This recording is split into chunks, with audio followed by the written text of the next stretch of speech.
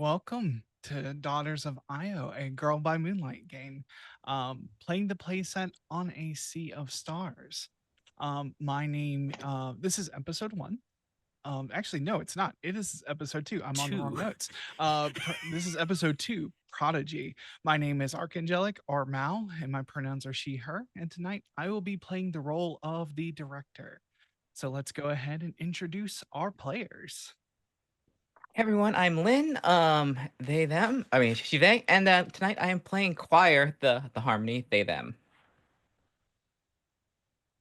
Hello there, lovely beings. My name is Angela Lemos Morvejo. I use she, they pronouns, and tonight I will be playing the stranger, Marshall/Maria, who alternates between he, she, and they, and maybe other pronouns depending on how the series goes. Hi, my name is Anne. My pronouns are she, her. I'll be playing Lily Rose today, whose pronouns are also she, her.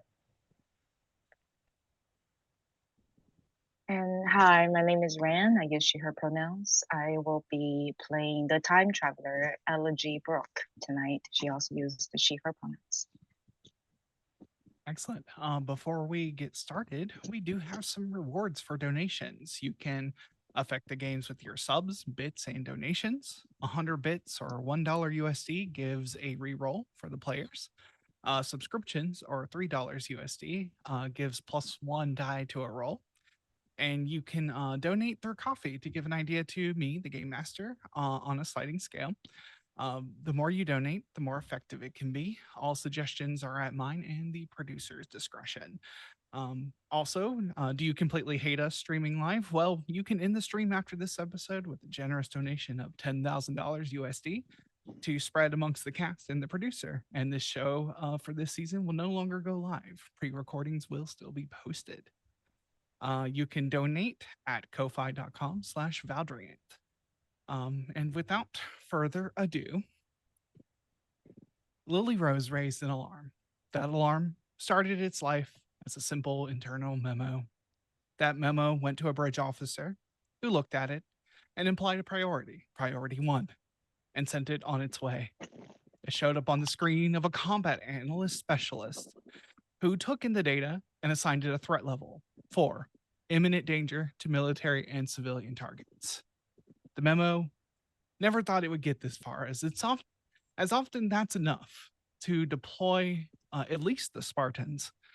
But today, of all days, it showed up on the desk-mounted screen of a figure in a metal mask, the mission commander.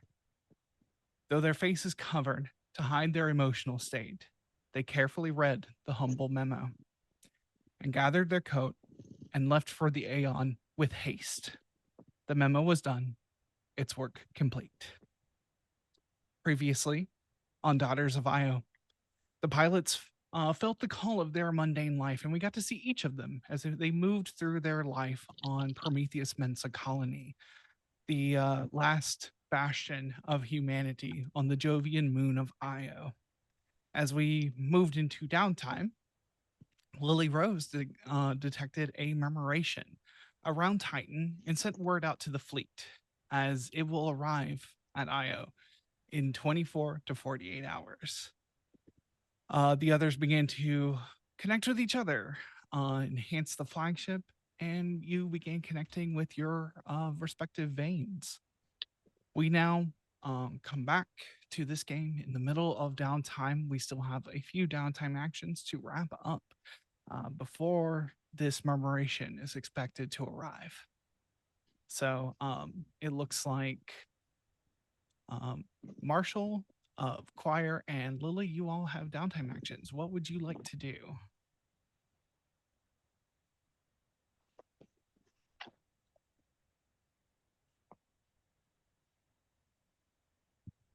To give some reference, you are at readiness tier 1, so at least for this mission, you will not receive a penalty for your readiness. So, but there are some things you can do. You can make connections with each other. You can connect with your veins. You can continue to work on enhancing the flagship. Only one flagship project can be going on at a time, and you are working on a place to gather. What else can you do? you can heal each other, but we haven't had a mission yet, so y'all don't have any harm tags. That'll be the so. mission. The mission will take care of that for us. We'll be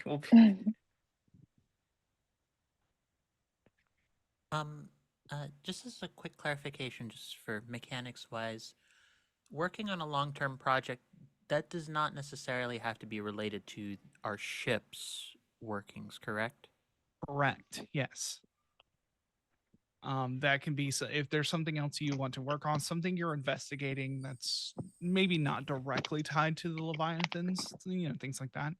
And that can be, we'll set a clock for that, and you can work on that long-term project. Okay.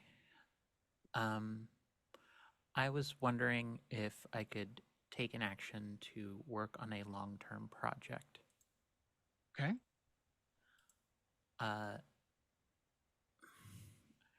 I haven't thought about this one very much in depth, so I would appreciate from our director some additional details or thoughts on how to approach this. But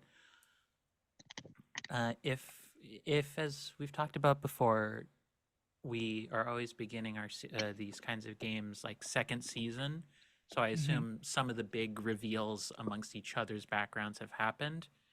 Yes. I'd like to think Marshall outwardly doesn't know whether or not to believe Elegy about what she has shared, if she has shared the particulars of her coming back, like who she is. Mhm. But I think Marshall inside wants to leave behind something for her. He wants to leave behind something documented. My first thought was going to, like, I know it's kind of cliche, but I was thinking of the way that like some reality TV shows, they have the like room set aside where people just come in and they do kind of like a documentary, almost sit down and Confessional. talking. Yeah, Yes. kind of Yeah, confessional a stuff. confessional. But it. I kind of think that there is maybe a spot either in Marshall's place or just nearby. I would happily take any recommendations or suggestions around that, where I think Marshall has started to create a documented log of his experiences. Just, I think it's more than anything, he's trying to consider it, this is supposed to be for her. This is something that he hopes that she will get Oh some my later God. day. Just had Ran, a crazy idea. do the thing. Do the thing. Oh, Lord. I I like that. think What? Oh, go ahead. Go ahead. I think, and you can decide what it is, how it might manifest for a future scene, but I think Elegy knows exactly what Marshall is doing, and I think Elegy had seen the eventual product of those confessionals, and they are the reason she's back. That is the part of the secret that she has not told Marshall. I like that. I like that as a connection between them. But yeah, I think part of the difficulty of encoding them is like finding a material that will both host the I'm effectively thinking of this like all that I've ever seen with people who do video editing work is a long line of complaints about how my storage is just terrible. So I'm kind of imagining it's a dual problem of trying to find one, materials that can compactly hold as much stuff as I'm sure Marshall is going to need to leave behind, but also two, security risk, making sure this is something very private that I think ultimately he would have set it down to they could only be found by somebody like Elegy. Yeah. So that's my thought for a long-term project. I know that was kind of a meander a bit, but that was my thought for a long-term project, is documenting what he leaves behind. I like this. I'm feeling like this is going to be 2 clocks. This will be first the clock to create such a storage or encryption that, I mean, this is a problem humanity is literally like worried about now. There's entire projects to this, and I can't imagine anything's different now at this point in humanity's future. Like, how do we preserve things? And so the first clock will probably be researching this kind of part. Maybe we'll call that 8 segments. And then the actual part of gathering the data and or whatever you are wanting to include, and ultimately what you're building is a time capsule in a way. Yeah. So like if there are gathering stories, documents, details along with your story itself, um that'll be another clock. I'll say that's another 8 segment clock. I think one is material gathering, and the second clock, if it works for you, Mal, I would just like to call it simply legacy. I like that. I like that a lot. That way, it's not confined to just it has to be one medium. It's open enough to allow for a bunch of different things to be added to it. Yes. But I think I need to roll some sort of relevant thing for either one of those clocks. I assume it's only Yes. going to apply to one. Yeah. Okay. I'm inclined to think either analyze or conceal would probably work best for finding the materials, or well, conceal would probably work best for trying to make sure that this device, whatever is being said on it, is going the way that he wants it to. Mm-hmm. Whereas analyze, I think, is just trying to figure out what materials will actually work for this purpose. I agree with that. So, would it just be picking between either one of those and then just going for it? I believe so. Yeah. Okay. I am going to, because I believe I have one saved up from last time, I'm going to use an additional d6 roll on this. I'm going to go with. I'm going to go with conceal. I think this is a very hard thing for Marshall to try and do. Is this position controlled? Desperate? What is the position for this? Don't worry about that. There's not going to be position and effect in the downtime actions. So Okay. Effect standard? effect standard. Yeah. Okay. No transcendent. And I'm going to put one bonus dice. I'll be using one of the ones that I got last time. So we're going to roll, and we're All right. going to see how that turns out. That is a 3 and a 2. That's unfortunate. Okay. That is still But fitting. Yeah. With a 3, that is only 2 segments marked. So you gain 2 segments on that first clock. Yeah. Yeah. I mean, if, this seems fitting that it sounds like this is going to be, like you said, your legacy. It's going to live beyond you. Yeah, I think to not dwell too much more and take up too much time for myself on this and pass it over to another player. I think the crux of what the first bit is it's a lot of just a whole bunch of, it's like 20-30 minutes at first of Marshall trying to sit down and yeah, fuck it, I'll go for the vulnerable way of describing this. I think he keeps trying to uptick his voice quite a lot, like overshooting it way too much. He keeps trying to figure out how to make Maria sound genuine, and there's just a lot of, even in her mannerisms and how she's trying to do it, it feels so false. Like it feels like she's just overdoing it, and it feels so artificial and fake. And she keeps scrubbing like whatever video she's trying to put down. She's just like, why am I doing this? Why am I trying to do any of it? And then he goes back to speaking as Marshall. He does that for another like 20 minutes. He's like, I hate this. I hate this so much. Why am I doing this? And eventually he lands more where I think he's starting to feel comfortable talking, where the voice for Maria that he actually wants to have. but it's a lot of just him struggling with a video feed, just looking at that, going, how did, what is, do other women, and like he says that out loud, and he has just a moment of like looking at himself in the video, somewhere between horrified and elated. Elegy, if you're watching this is just who I was, without any pretense or without any other acclaim. This is just Maria. That's it. That's a rough summary of what the first bit was.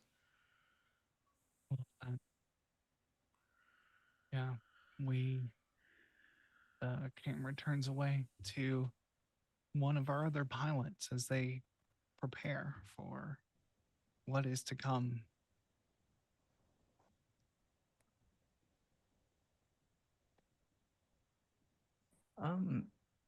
I guess I can go, but Mhm. it's gonna be a making links with Marshall. So not quite out of it yet. Yeah. Yeah. Take it away. I think maybe this happens like in the vein hangers, and I think Choir likes to is spends quite a bit of time down there, and I think at this moment, Junko is down there doing some maintenance work on Interpost, and they'll maybe see like Marshall down there, and we'll just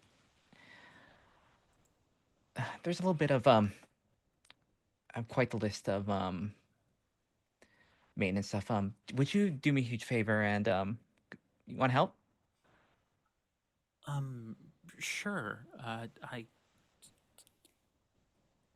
I mean, are you sure you don't need, and I'm sure there's other mechanics right now who could come and help out, but yeah, sure.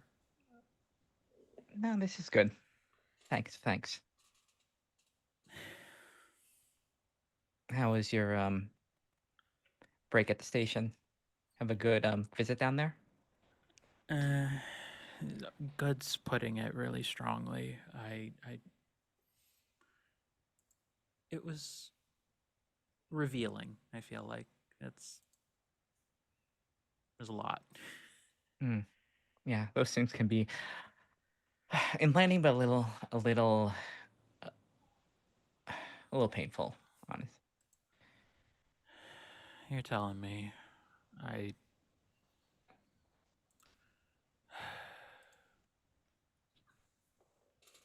Anyways, what do you need help with?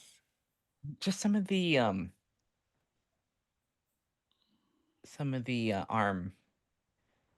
servos kind of need to be kind of spruced up a little bit. So they're a little the reaction time is slightly down. Huh. Let me take a look. It's just like going over, and it's just like definitely pulling down like a custom set of visors, like a custom visor to look at it, and it's just Mhm. analyzing over like sections of it. Oh, this should be working. This should be. Who the hell put in There's just a something there. sorter? You know, I really wish people would stop doing a slapdash job with these things. They, as much as they are a tool, however terrible that sounds to say, these things do understand us to an extent. Nobody wants to be ignored and thought of as like disposable. Even if they are, even if they know that they are, no one wants that. And you just see him like pulling out just like this small little like crystalline like tipped like pen, and you see him just like gently cutting a couple of cables. See this? it's a really small thing, right? Yeah. This can actually cause a small but significant reduction in reaction times. This will fuck up a lot of readings and will get you killed. It's a tiny thing, but it's the small things that matter the most. Absolutely. And feel the same way. Not, they're their own beings. They can't. I just wish the higher ups would know that. They're they want to see what they want to see. They don't want to see things as they are. They want to see things as they expect them to be. Not even how they want them to be, it's how they expect them to How they be. expect them to be and how they want to use them. I know. Speaking of that, has the PR brigade gotten to you? Thankfully, no. I assumed that they were getting on your case again for nothing. They want us to fight. They want me to fight. Why? They want drama. I don't know. The two of you don't do they not know that like any of that like feeling stuff leaking through is going to make this overall thing worse? Yeah, it's the thing that makes me me. And I've already let them have too much, and I hate this. I don't.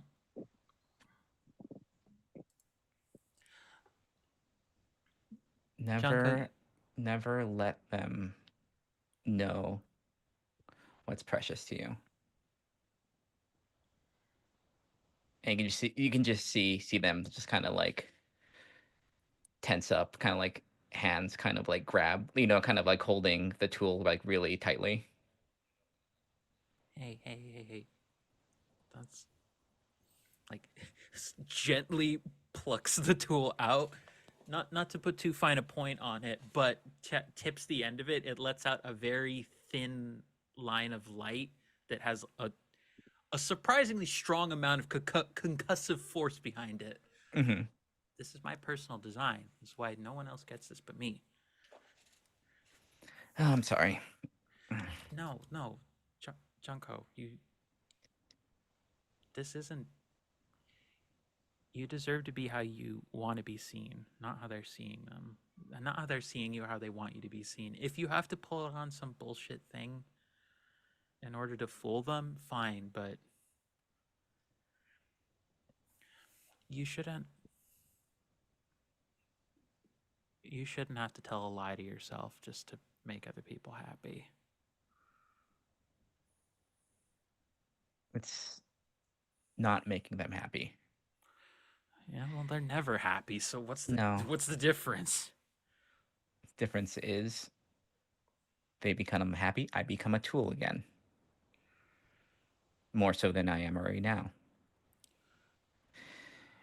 And that's the rough spot we're in, unfortunately.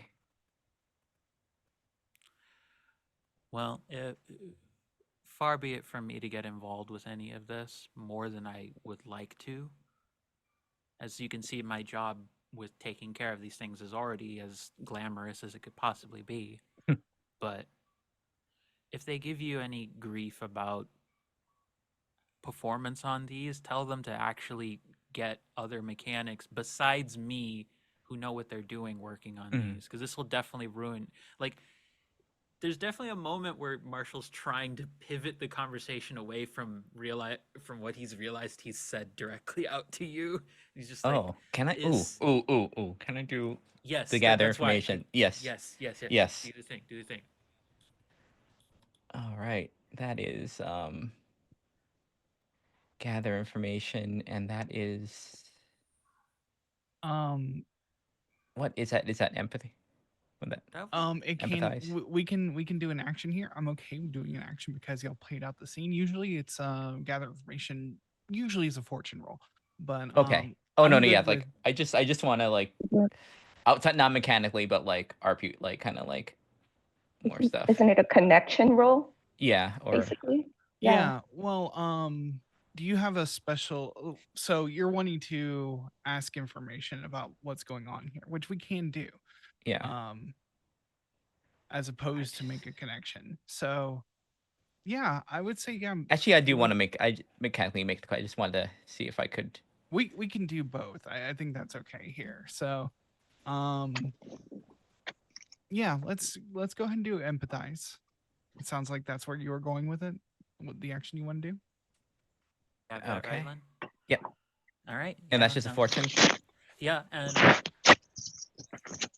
For you, Junko, run roll empathize. We'll do it with empathize, and we'll do this as the make a connection, and Okay. and we'll use that roll for gather information. Let you ask some questions here. Okay. okay I with would- that. I was gonna say, yeah. It- Is it possible to give Junko an additional die? Because I think But I think that's the thing. If this is Yeah. something that Marshall like enjoys, like or is Marshall get isn't extra die. telling you, Yeah. Mhm. but Marshall does. Okay. Like, yeah. I don't think the it's. hardest thing for Marshall to do is to have someone Mhm. not let him get away with hiding. Yeah. Yeah, Ooh. yeah. So you get a bonus die for it. Yeah. I'm Yeah. just gonna. Mid standard and then just with an extra dice. No. Bonus dice 1. Dice will tell us whether we. Oh boy. Oh, come on. You know what? Oh, Barrett, so you know, mean. it's not as bad just because we're not in. This isn't the fight yet. This is just like Yes. we have one less. We have Yeah. one less connection thing, but it's still 2. Yeah. Yeah, So that's- Marshall gains 2 segments Mhm. for that, 2 links with choir. Alrighty. And I said I would let you do this as a gather information roll as well. So that Mhm. means you get 1 question, no follow up. Okay, Your yep. gather information list. Yeah. What are you really feeling? And this is being asked. This is being asked of Marshall. Mm-hmm.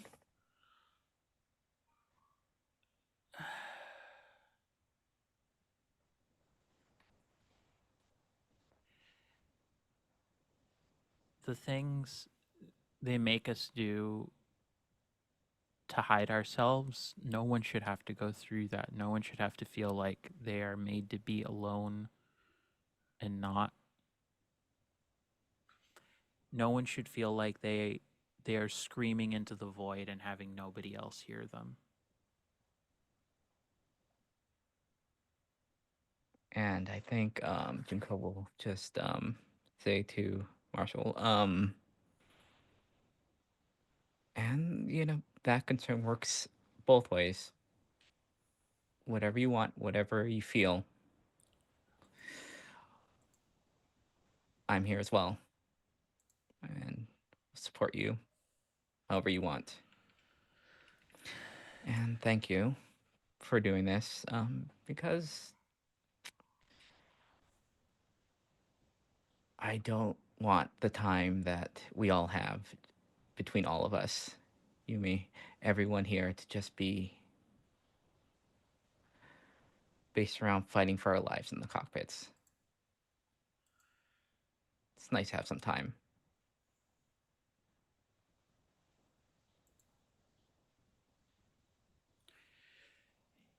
Yeah.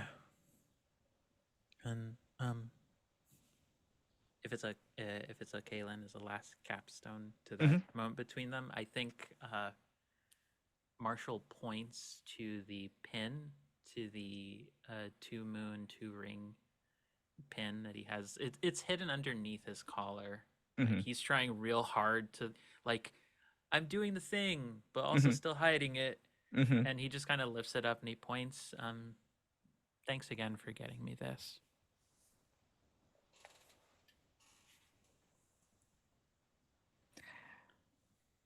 She'll kind of put her shoulder around Marshall and just kind of like do like a, like casual, like kind of like side hug, who else, but the rest of us.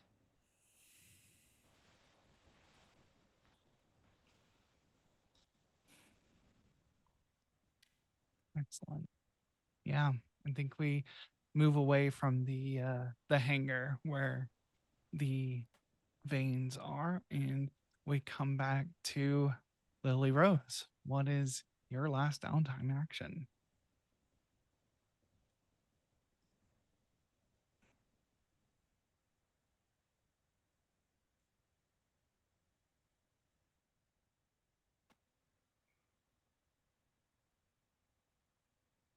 I don't know. We can't hear you.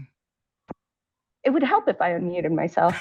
Yeah, yeah. And I didn't notice for a while because you're kind of covering your mouth. So sorry about that. I would no, it's morning. I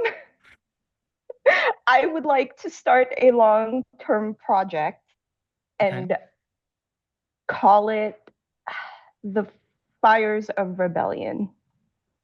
Ooh. I don't know how long of a clock you'd put this on, but I envision Lily Rose essentially doing what the equivalent is of like vlog style videos in front of a camera, like essentially whatever confessional room Marshall had been using earlier. I imagine she sneaks into that room from time to time to record these messages and send them out to the people on IO. And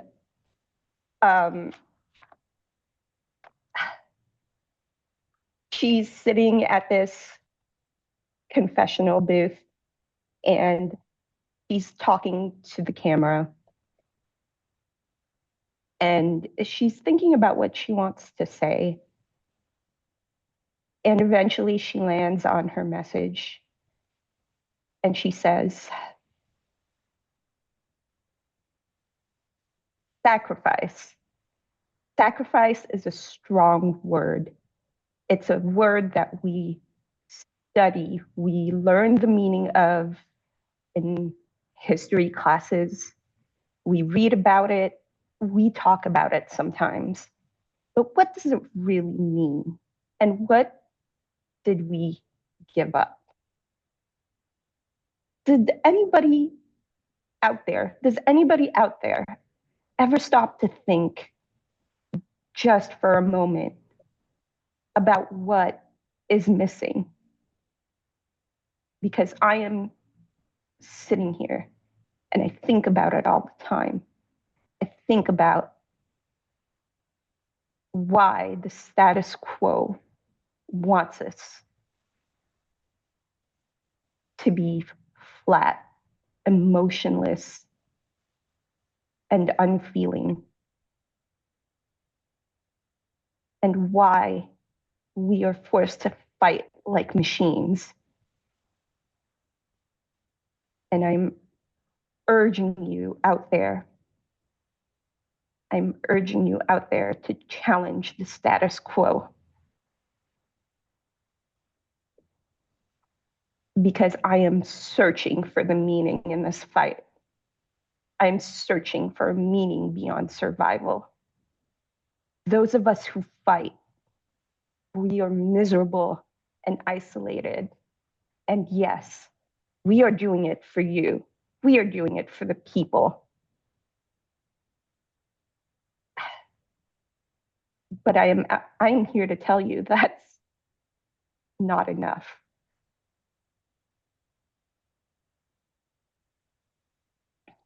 That is not enough. And it sounds like there's more thoughts in her mind that she wants to express, but at this point, she's just getting to the point of being too emotional to form coherent words. But she does wrap it up. She says, I want you all to know that what they show you on the screen, it is not the complete picture. And I urge you to do what I'm doing and to go looking for more. Because there's more to this fight than just survival. And then she shuts off the camera and cuts the camera. Mm. Also, Yeah. if there's some like discreet encoded way she can send it out to all of the masses, she's doing that. Yeah, I wanted to ask, how careful is Lily going to be about this? As careful as she can be. Okay. Because I imagine Well, that she's done this like not super often, but she's done it on the sly. This is like mhm. you get disowned by the admiral, like in bad rebellious thing that she's doing. So Mhm. I imagine she's trying real hard to um to Yeah. to be discreet about this, but also like I guess she's trying to influence the people who are like looking at the media or whatever coverage and just urging them to look beyond what is being presented to them. Yeah. Yeah. I think just one thing to like, yeah, just I think you just do this, as like, as part of like a personal device maybe in your own space. And Sure. I think your contact for most of the people on IO, that you can at least discreetly get it out to people without it falling down hard on you, is probably Toby, your friend Toby, who um Toby Toby is like an engineer. I feel like he would know how to get it out there and be thinking exactly. about it. Yeah. Yeah, absolutely. I would like you, we'll call this, I will call this an 8 segment clock. So um Ah, perfect. I'll put that in right now. mhm. 8. And I would like you to make an express roll, because that is exactly what you're doing. You are speaking your thoughts with an agenda in mind.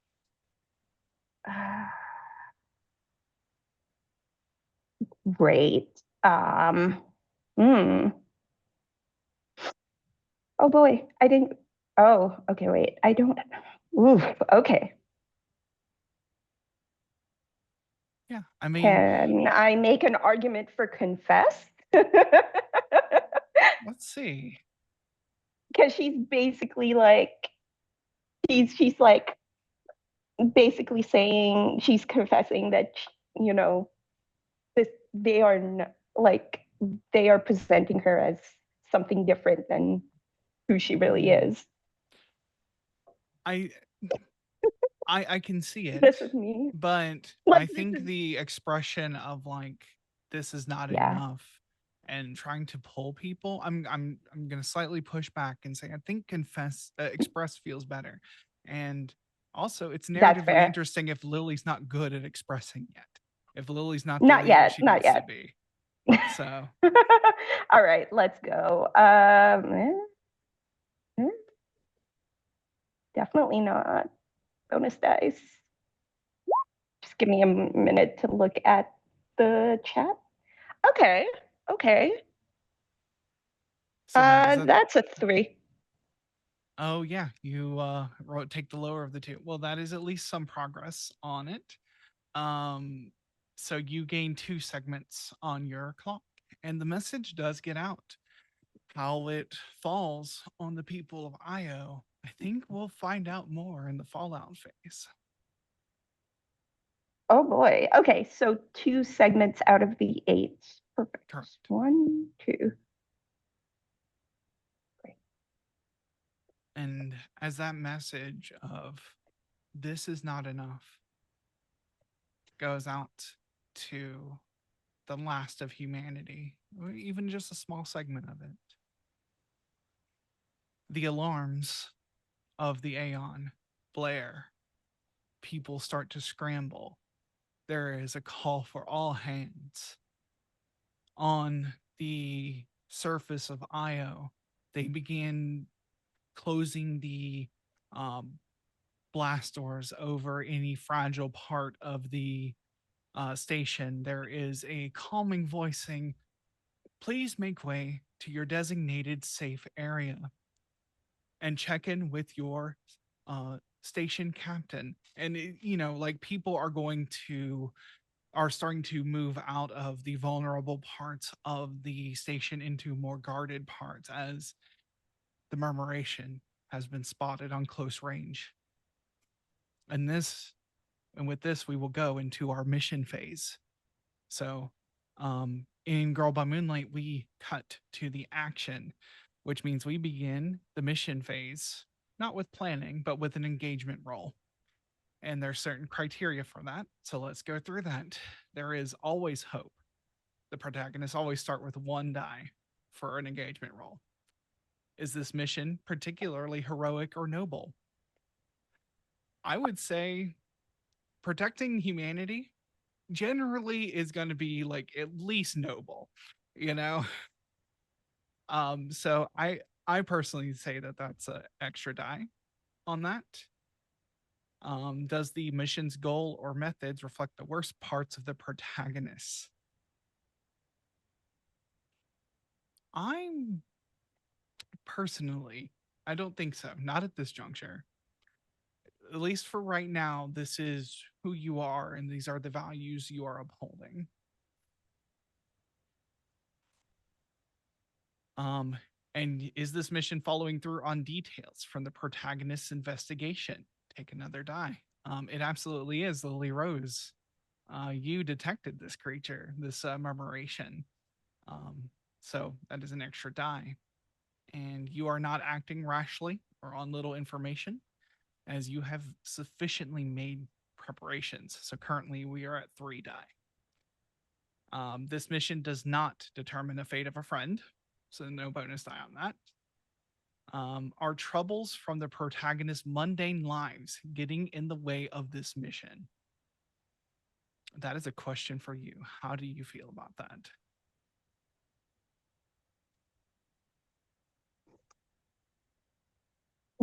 Well, definitely not Lily Rose's mundane life. That's not going to come up at all. Not yet, anyway. Yeah, I I think I'm don't. of similar mind. Nothing Yeah, more I so think. than usual. Yeah, Is this this being the something? first mission, at least. Yeah, go ahead, Ryan. Is this something that because I don't know what previously Elegy Rose. No, my God, about to say Elegy Rose there. Elegy Brooke. We've merged. Has spoken about with Scarlet Bird. And I wonder if that is something that is against their agenda or not. So I leave it to you to decide whether or not her life outside of Bion would affect this. Yeah. I would say at this point, Scarlet Bird has not become enough of a hindrance for you. So, Right? I am inclined to say yes, okay. solely because the investigation that Marshall did found that Vile wanted to stay, like, would lead Vile to not. It would lead him to at least want to advocate, whether or not successful or not, because I'm not going to take agency away from anyone else who wants to do Vile, but I would think Marshall at least would be distracted from that. That is my argument for yes, there is something from mundane life, because Marshall knows how Vile is doing, and it's not in the best state right now. Yeah. So that is my argument for yes. I'm perfectly happy to go with the rest of the group and saying no, but that is my argument for yes. Yeah. Currently, there are enough veins in the birth ready to go that have full strength. That Vial can stay out of this mission. So at least there's an answer for that complication. So I think that ends up being a neutral situation here. Okay. I just wanted to double check. Yeah, absolutely. So yeah, that's neither a plus nor a minus on that one. Does the mission's tier exceed the current tier of the investigation track? It does not. You are at tier 1 readiness, so you're okay on that. I don't believe there's any other elements at this point for it. So we are at 3 die for the engagement roll. Who would like to roll our engagement roll? I can do it. Haven't done anything else today. So just roll 3. Yep. That was a 4, a 5, and another 5. Okay. 5. With a 5, that is a mixed result. You are in a risky position when the action starts. Your plan is holding together, just barely. The protagonist will need to take steps right now to avoid disaster. So let me set the scene for us. The first to launch is always Spartan Squad. They are in a mix of non-vein mechs. The AX3 axe being the most maneuverable and more humanoid looking ones, and the RB01 round boys, which are these kind of bulbous. They do have arms and like appendages. They are somewhat humanoid, but they're more like um I don't know, I'm thinking like Registeel. Like it's kind of like this bulbous body meant to deflect energy and yeah, sorry. Meant to deflect like energy and melee attacks. The captain of the Spartan squad is Captain Ulysses Morrison, or Odie, as he's called, um, which is his call sign. So he comes through as the alarms are coming through, and he, like I said, I've introduced him before. He's a boulder of a man. And he comes through and he's like, "All right, kids, time to get lunch." And he like gets into his AX3 and is among the first to launch with his squad. The murmuration shows up, and it, like I said, it is a million little forms, uh almost like Vanta Black, like it's absorbing all the light around it, but they move in this strange undulation. And the Spartans, their job is to set up a first line barrier. Basically, be like, this is the line. If we get across it, the veins have to come in. If we can fight this back. But this is one of the larger murmurations that they've seen. So you are all on standby. You are all in your suits, ready to launch at a moment's notice. They get out there, and there is a lot of chatter between them, between Odie and a few of the other pilots out there. And you see on the screens, as this is being broadcast to everyone on IO, and the undulations start to move around them, and the axes are equipped with energy weapons, and one of them takes a slash at it, and it moves away instinctually. But as it moves away, the little parts of this murmuration begin to coalesce. And they coalesce into this slowly, and with these movements that evade all the attacks that, as that first swipe is taken, the entire Spartan, they just open fire. They have a mix of melee weapons and energy, like energy swords, things like that. And they begin to try to attack these forms, but these forms begin to coalesce, undulating still, and they coalesce into this humanoid shape, easily the size, slightly larger than a vein, but massively larger than these other smaller mechs.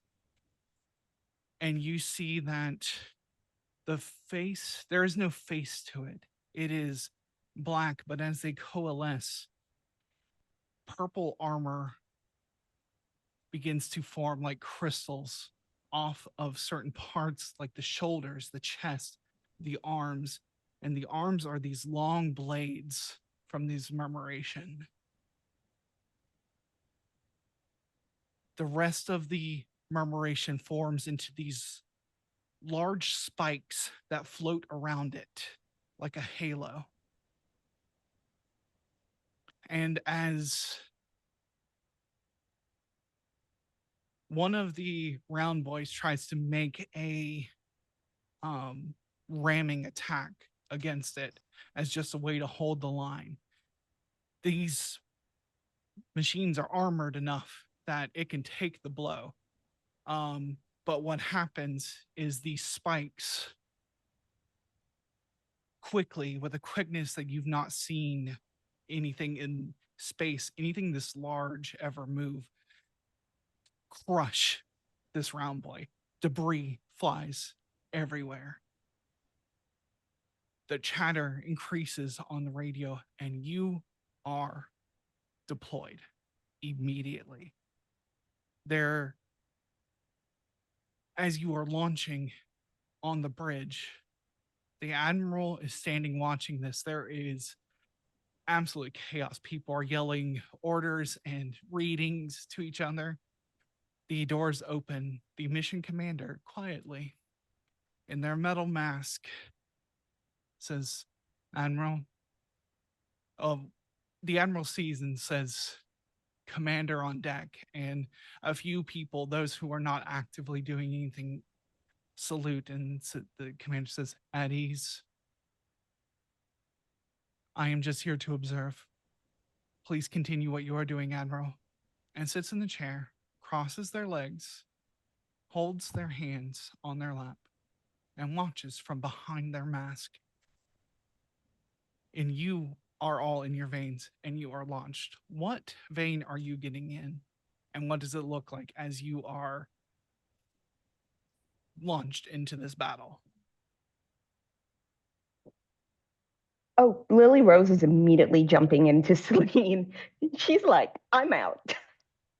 And I think because she is unable to transcend, there's a bit of a, all right, I'm here. I am 100% trusting you to have my back on this, Celine. Let's go. Celine activates. Yeah, you feel that the vein is kind of a name that they use for the whole engine, but it is also the bridge that bridges your consciousness with its base consciousness. And you instantly feel that overwhelmed. While you have basic control of Celine, you feel like it's pushing back a little bit, even though it's kind to you in some way. It is not letting you fully do what you need to do, but you are launched because they need everyone out there. They are already there. This thing has already destroyed one mech out there, and they don't want to let anything else happen. So you are deployed.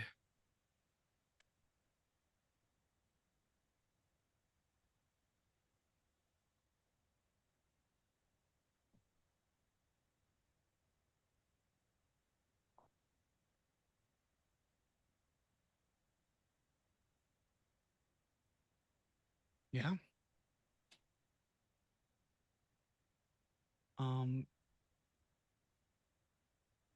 Yeah, I guess we'll go through. Marshall, what mech do you get into? What vein?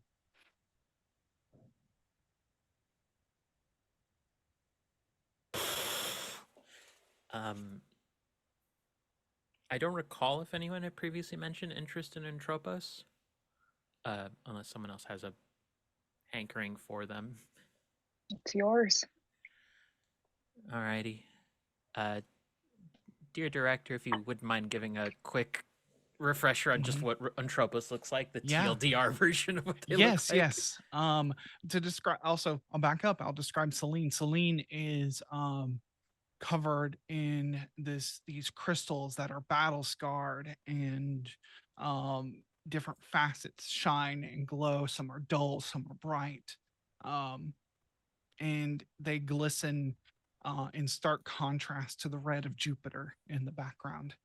And Tropos has three faces made in mother crone, and it's front facing. The front face is the maiden, and no, is the mother, and she is made of smaller metal plates all over. And let me double check my notes here. As she is a shifting form, this face may shift. The face remains stoic, but as you get into this vein, the eyes on all faces open and are they glow a bright yellow. She is awakened. There is a symbol on the chest where the cockpit is of a that shifts between a spinning wheel, an hourglass, and Saturn. It is currently a spinning wheel. I think Marshall will get into it and will say, "Well, friend, I will never have to deal with the expectations that you represent, and so lend me your strength, friend. Let's see what we can do, and let's hope that I only have to do 2 or 3 reckless things." And Tropos is very ready to get into the fray. There is a sense of always being prepared that pushes onto you.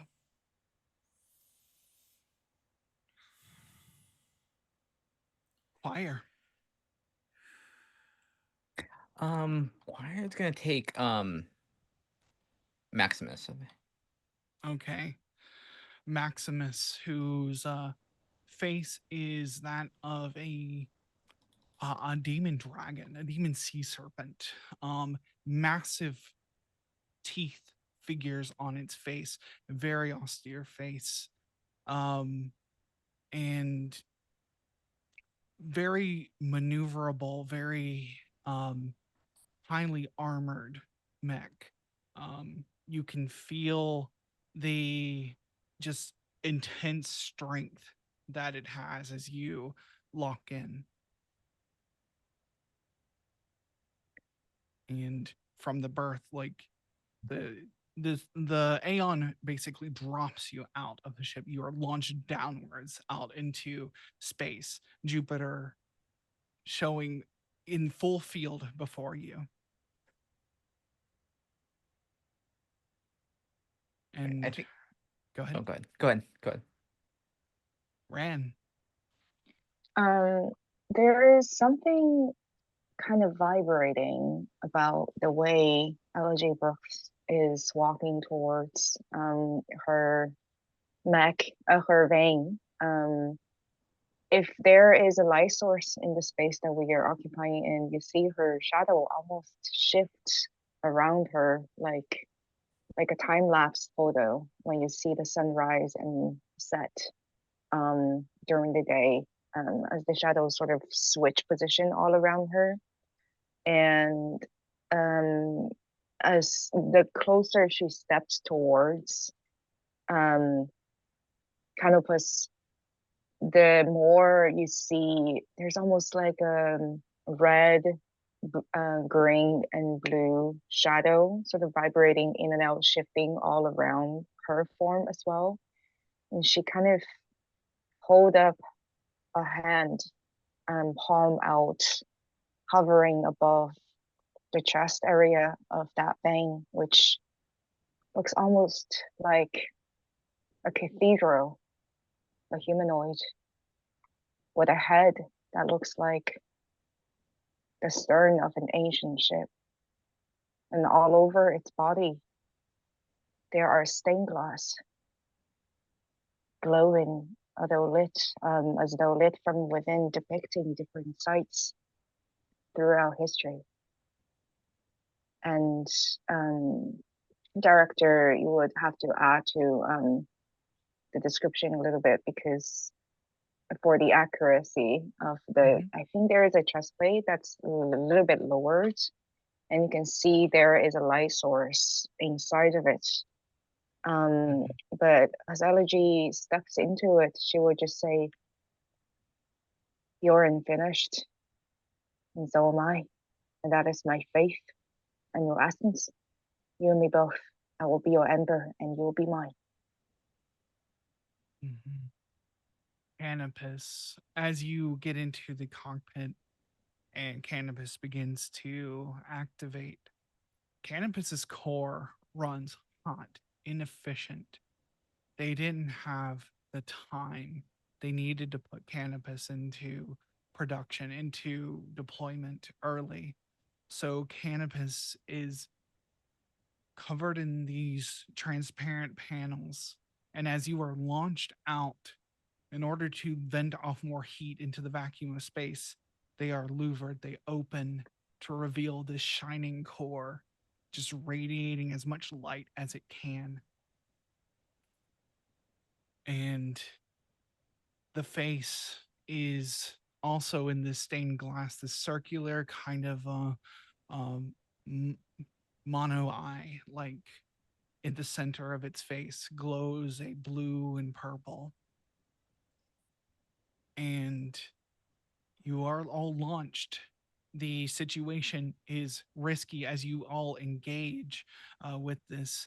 The As you gain view of the murmuration that has now coalesced its blades, it is knocking away at the Spartans. They are Odie is on. He says, don't get too close, don't flink, and he's trying to like direct all of them, and they are trying to stay out of the range of this thing's massive basic blades that extend from its arms, the spikes around it, easily as tall as there is 8 of them, as tall as this murmuration is, this coalesced creature, and it is using that as a shield to protect parts of itself as they trying to come in for shots.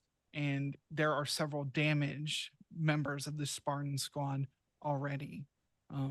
And you are now in range, and as your veins see this creature in full view, you know somehow instinctually this is Prodigy.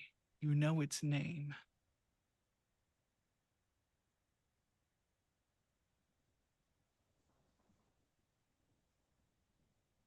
Is there any intel about Prodigy?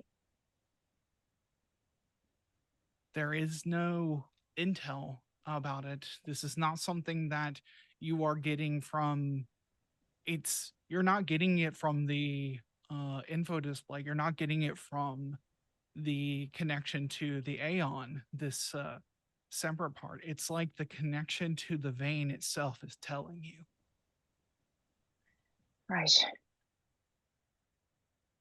Time is on our side. Time is always on our side. We can see through it. Elegy is constantly sort of pursuing the mastery of manipulating time.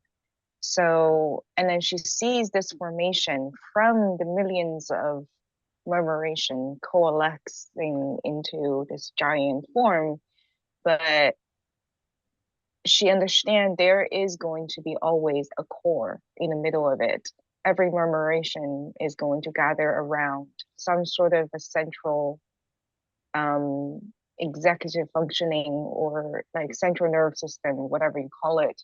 So she wants to, as we all get closer to it, she wants to sort of unwind the time and see what it is, to understand how this formation is occurring, so that we could strike to the core, rather than trying to whack-a-mole every single little thing. I love that. Yeah, are you using a special ability, or are you just trying to do a gather information roll? I'm hoping she could use the saw it coming. Okay. She could manipulate time, or resist consequences relating to surprise and misfortune to be in two places at once. But I think I'm flavoring it as she is looking at this thing from two different angles at once to try to see how the almost like how Van Gogh's painting is almost in motion. He sees the way the universe moves. So Elegy is trying to slow down time in order to see how this murmuration is coagulating. What is their destination, and what's the core? Okay. How about this? So rather than having you spend your special armor this early on, I'm gonna have you do a fortune roll and do gather Yeah. information because that sounds like what you were really looking for.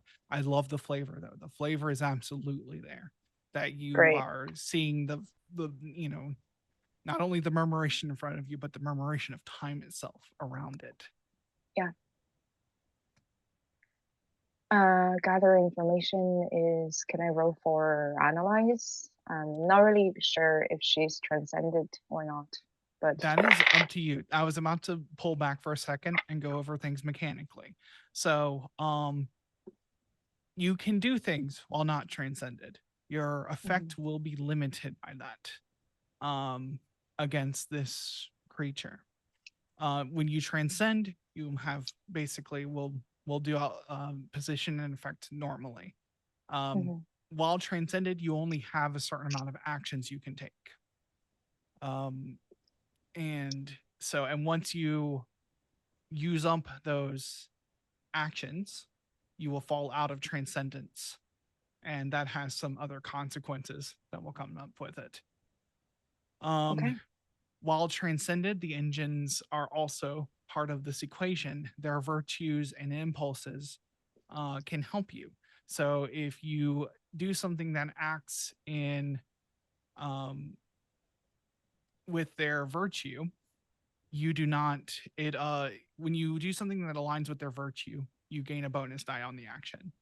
When you act in a way that aligns with their impulse or accept a poison promise based on that impulse, you can you mark XP and the action does not lower your transcendent track.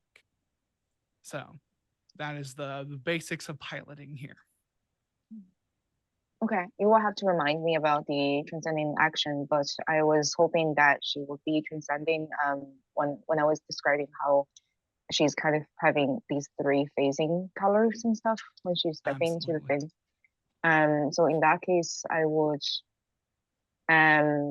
she's really fabulous at analyze actually, if I could roll for star. I'm good with that.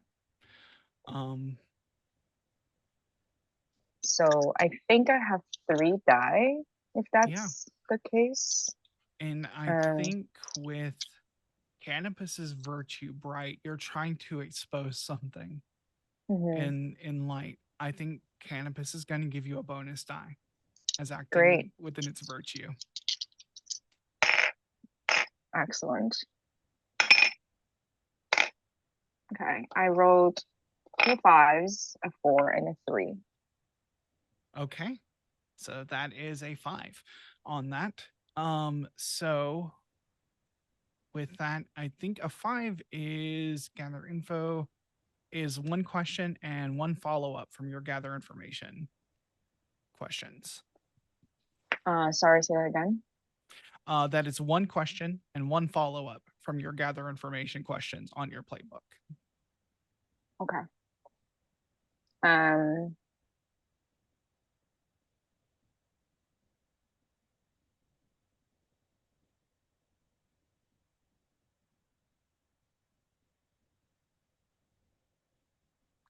I don't know if this question would apply here because essentially she's trying to find a weakness. Mm-hmm. So I wonder what defies the flow of time could sort of be like what is going to stop it on its track to like rewind the thing that's happening. Okay. I like that. What defies the flow of time? You're looking for the inciting incident in this timeline that would lead to your mission failing. That is your main concern when looking at the flow of time. Where does it flow that you can still reach the sea, where you can reach the future that you want? And you're looking at you see the places it is damaged in various timelines, the way you fight back against this. And it has these armor plates over the center part of it. It's what would be its abdomen. It does not protect the head. The head is almost vestigial in some way. Whatever is at the center of this murmuration, whatever it is protecting with these armor plates, whatever is at its heart, that is the core of Prodigy. You get a follow-up question based on that information. And that is a free-form follow-up question. How could I lure this place to open?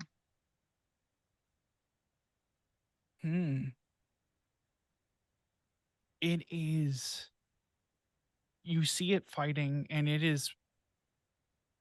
its main goal is protection and advancement. It is using these spikes around it as a shield that float around it, and has the plates as a secondary backup. You think you would have to get it to try and become offensive rather than defensive. You would have to lure it into a situation where it wants to strike. And that would move it in such a way that you could possibly separate some of these plates. Okay. As she's noticing all of that information, Allergy is going to decimate the information to everyone, while almost become a bit of a beacon with kind of his who is radiating light as we all float towards the murmuration, making herself as attractive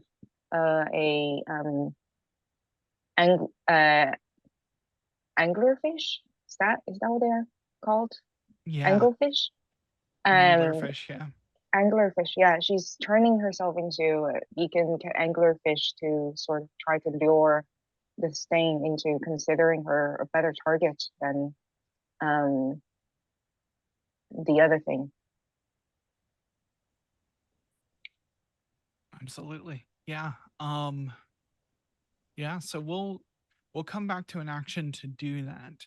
I want everyone else to try and get an action in before we play that out, because that's interesting, because this is all kind of happening all at once. So what are the rest of you doing in this first moment as you are engaged and you're seeing the damage and carnage that this thing has already caused? So correct me if I'm wrong about this, but I imagine Celine is a very maneuverable, like, mech in terms of like agility and even if she isn't, I feel like Lily Rose has done some things where, just go fast and see what happens, right? So I envision as LG Brooke is doing her thing and all of the things are happening, she hears the comms with the Spartan team and Odie, and I like to imagine she has a good rapport with the Spartan team. So immediately her thought is, I'm going to go and I'm going to be a distraction so that the Spartan team, like, to take a little bit of heat off the Spartan team. So before she even has the, like, before she even gives herself the time to think, she attempts to, with as much pushback as Celine is giving her, she tries to maneuver as quickly as possible. And in her mind, it's a good plan. She's just like, if we can go fast, maybe we can be a distraction for like a minute. So that is Lily Rose's immediately that's what her brain snaps to. Okay. Y'all know why I'm doing this. Yeah. So that sounds like it's going to be a flow roll. You want to get in there and you want to move between the obstacles and get to where you want to be. The position is risky and your effect is limited because you cannot transcend. I literally, it's just a run for your life roll. Okay, so what? Okay, wait. Let me please hold while I process my stupidity. Let's go. Oh yeah, no, this is gonna go real great for me. Okay, so it's a flow roll. Mm-hmm. Oh, it didn't come up. Why didn't it come up? Wait, sorry. Oh, there it is. Risky. Yep. Limited effect. Limited effect. Yep. Welp. Okay, great. Not transcendent. No bonus. I'm taking the lowest roll, so this is gonna be great for me. Well, it doesn't make a difference which roll you take, so I rolled 2 2s. Excellent. Excellent. On a 1 to 3, things go badly. So, what are you thinking?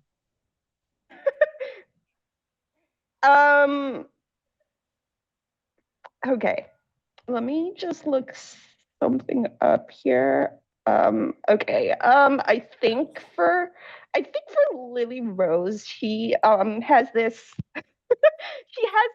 idea that her agility, like she really leans into her agility. Like if I can move fast enough, they can't catch me. And she really leans into that because she is not at all like physically strong, right? So that's her mindset. And I think that her reaction time is just slightly off this time, where like she doesn't move out of the way fast enough for one of the spikes or whatever from Prodigy.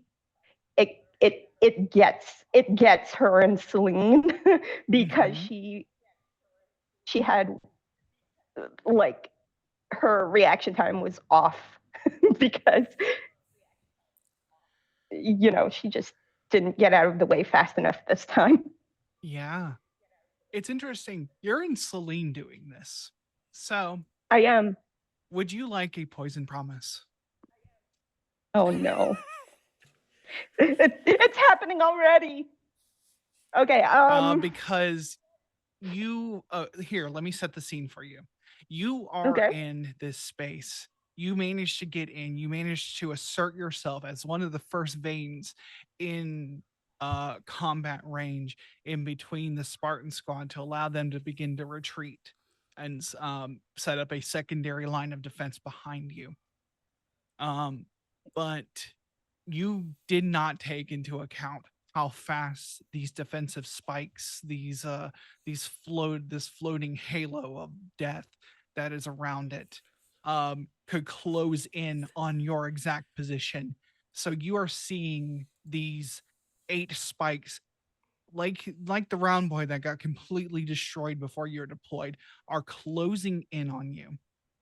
You have a few things you can do here. You can choose to just resist it normally. You can take a poison promise, and that poison promise may be in Celine's impulse, but which would give you XP if you take the poison promise. Sure. So the poison promise I have is that you can hold this position if you take severe harm. If you take level 3 harm right now, and myself, or not my my engine, or not my vein, myself. It will be both. When you take harm that is unresisted, your vein depletes 1 strength.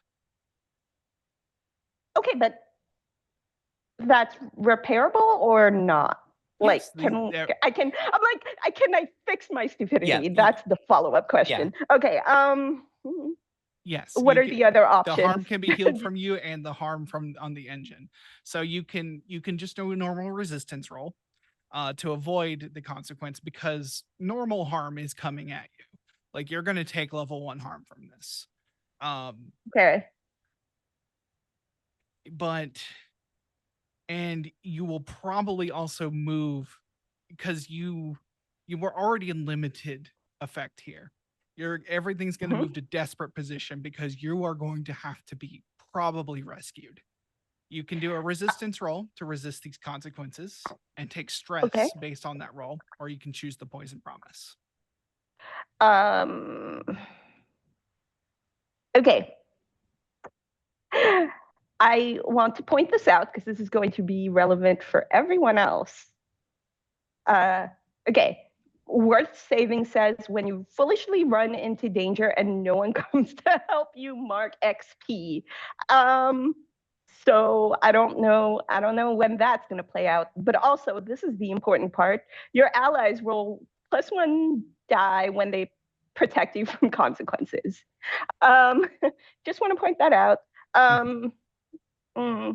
Okay, so what is the benefit of me taking the level 3 harm from the poison promise versus just resisting regularly? I'm trying to clarify. You will remain in a risky position. Okay, so it won't downgrade that and make it worse. Exactly.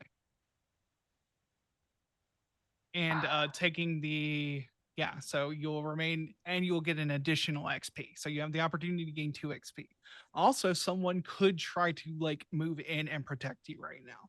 That is still an option. There is something I can do actually. Okay. Which looks like this is a reaction because of the wording. So I have a transcendent ability called a Lost Cause.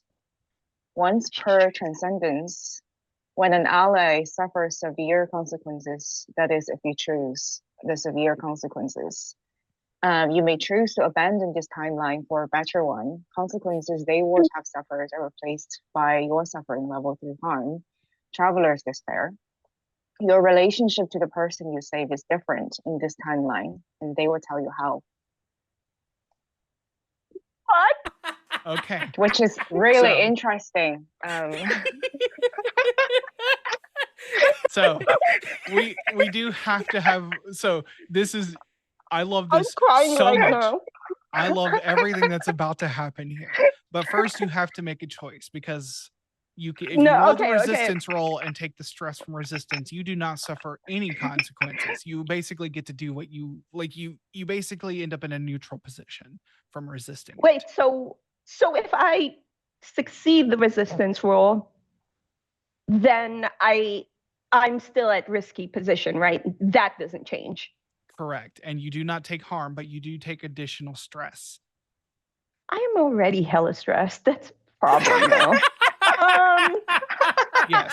Have Basically, you can choose to push yourself. Tag? Yeah, you can Okay, push yourself closer to Eclipse by resisting, but you may also roll a 6 on the resistance and get no stress. Because I can't transcend. Does that mean I can't eclipse, or is that you still a problem? You can eclipse. Eclipse is about like the worst parts of your character coming out, like the despair. You can despair without superpowers, as most humans know. Yeah. Listen, I was hoping it would be different. Okay, jeez. No. Okay.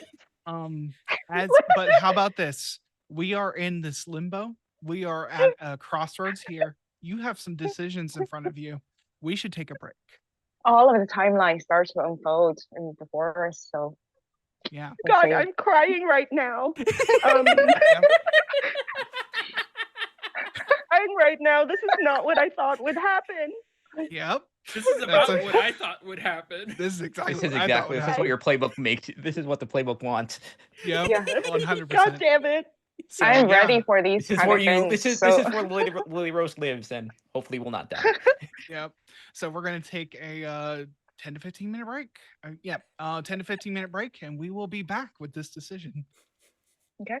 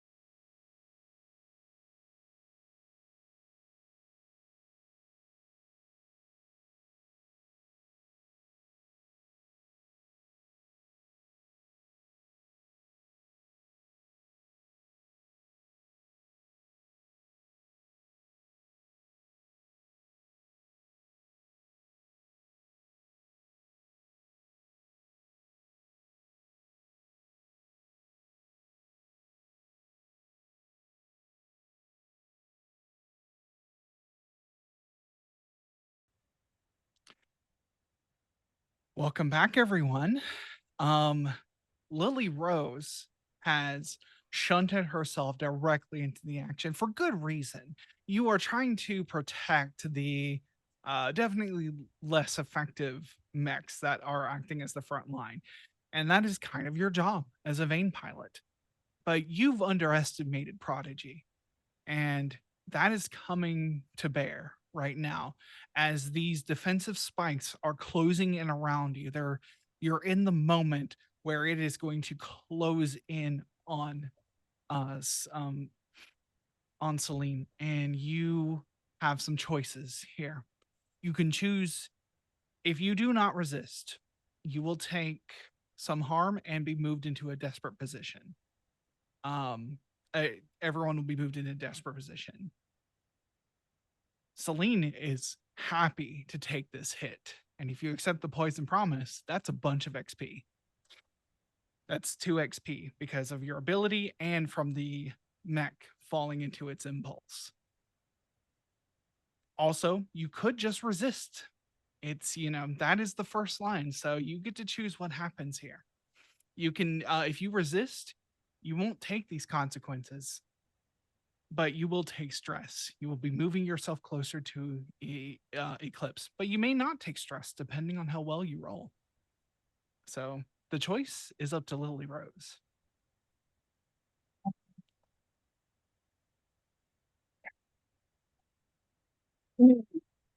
Okay.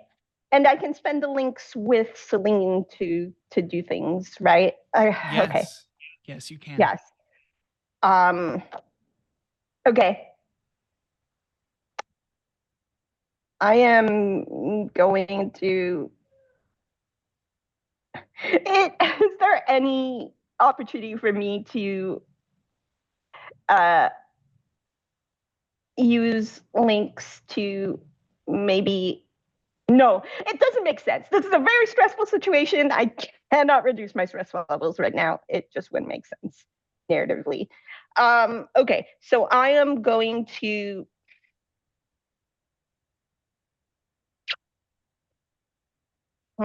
Okay, so -1 strength for Celine is a pretty big hit too. I'm going to attempt to resist this. Okay. And I'm going to spend my links with Celine to give myself a die, so I'm not rolling at 0. And Yeah. I feel like that is a good idea, and I think so. I'm gonna take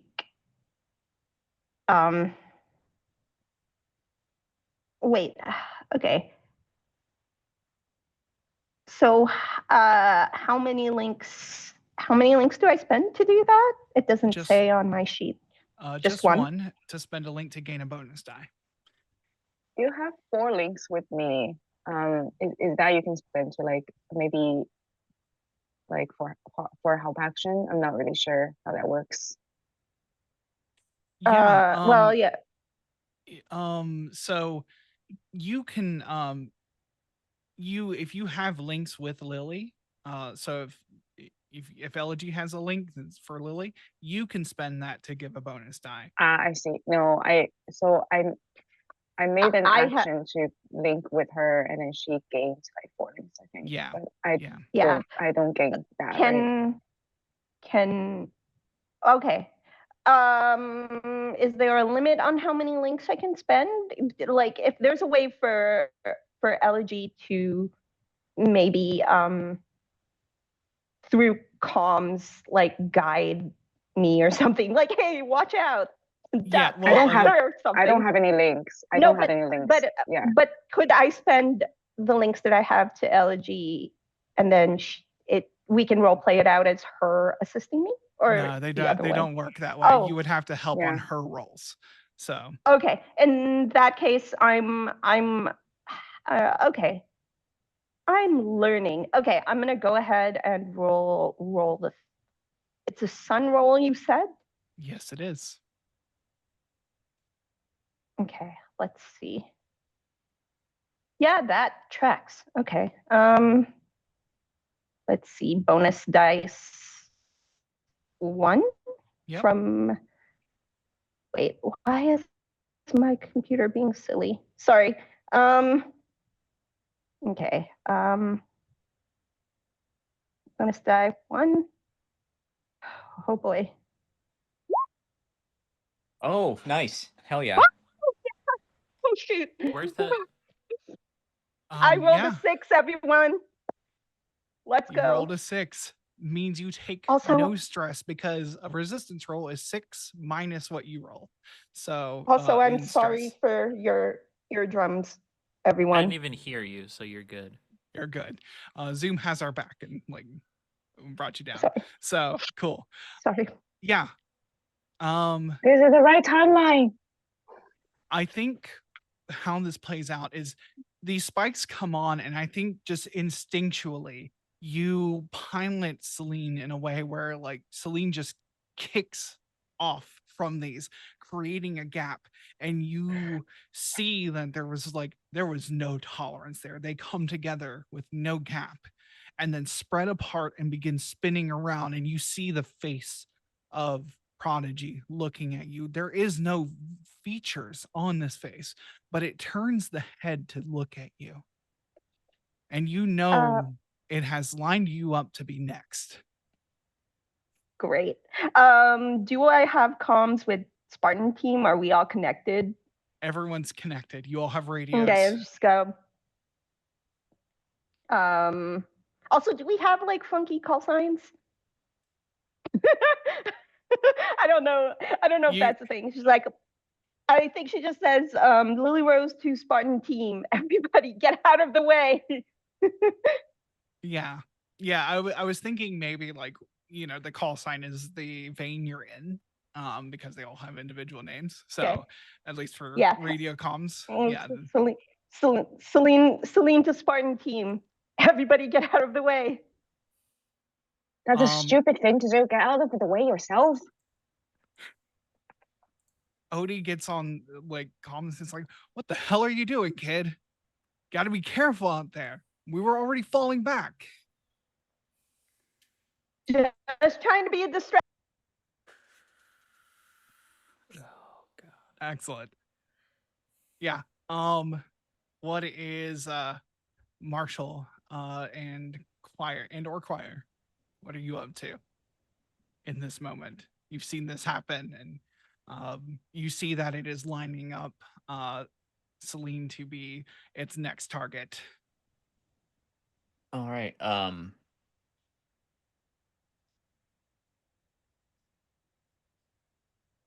Choir will just on the comms. Lily Rose, you okay? Yep, everything's fine. It won't be in a few minutes though, or in a few seconds though. All right, just hold tight. And then choir will this is as good as time as any. Choir will actually now that things have kind of it's gotten aggressive and it's already starting to take swings, choir will transcend. Okay.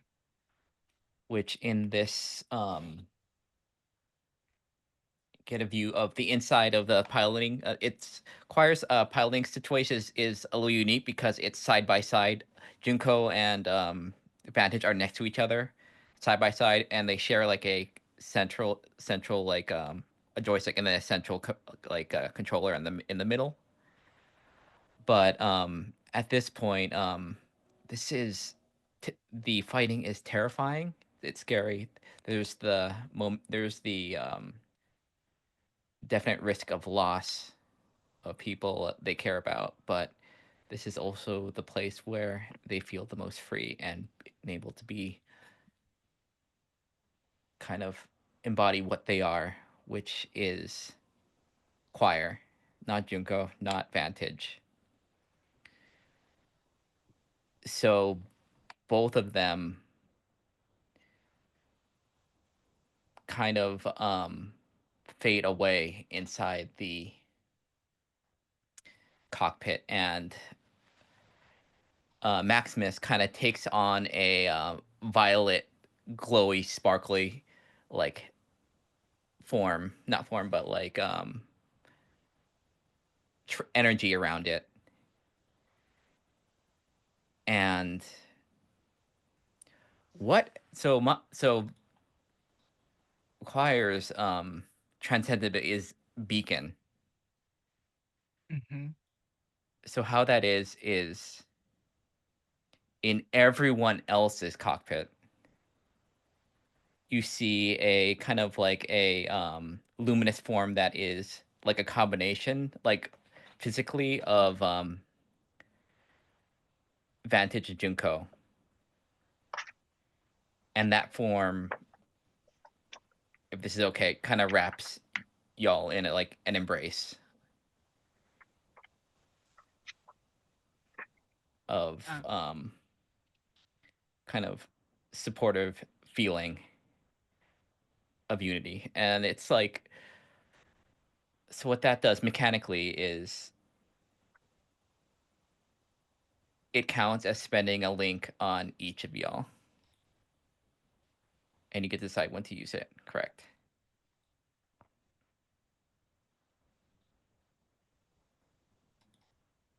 Yeah. Yeah, this energy, and I think you feel the connection, not like first like the veins are connected, and then like each pilot is brought into that. You feel brought into um it's it's like when I like the image of you calling this choir.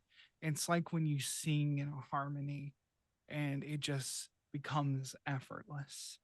You, the individual hums of the veins, the hum inside your head, the throbbing of your heart in your chest syncs up into the song as Maximus is wrapped in this energy, and each of you also are brought into this song.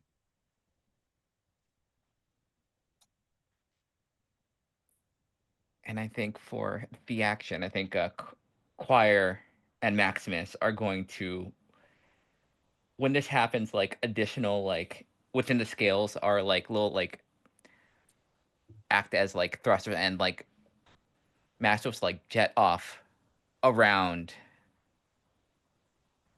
Prodigy and just start shooting beams from the mouth and from the shoulder mounted cannon, trying like systematically trying to find a spot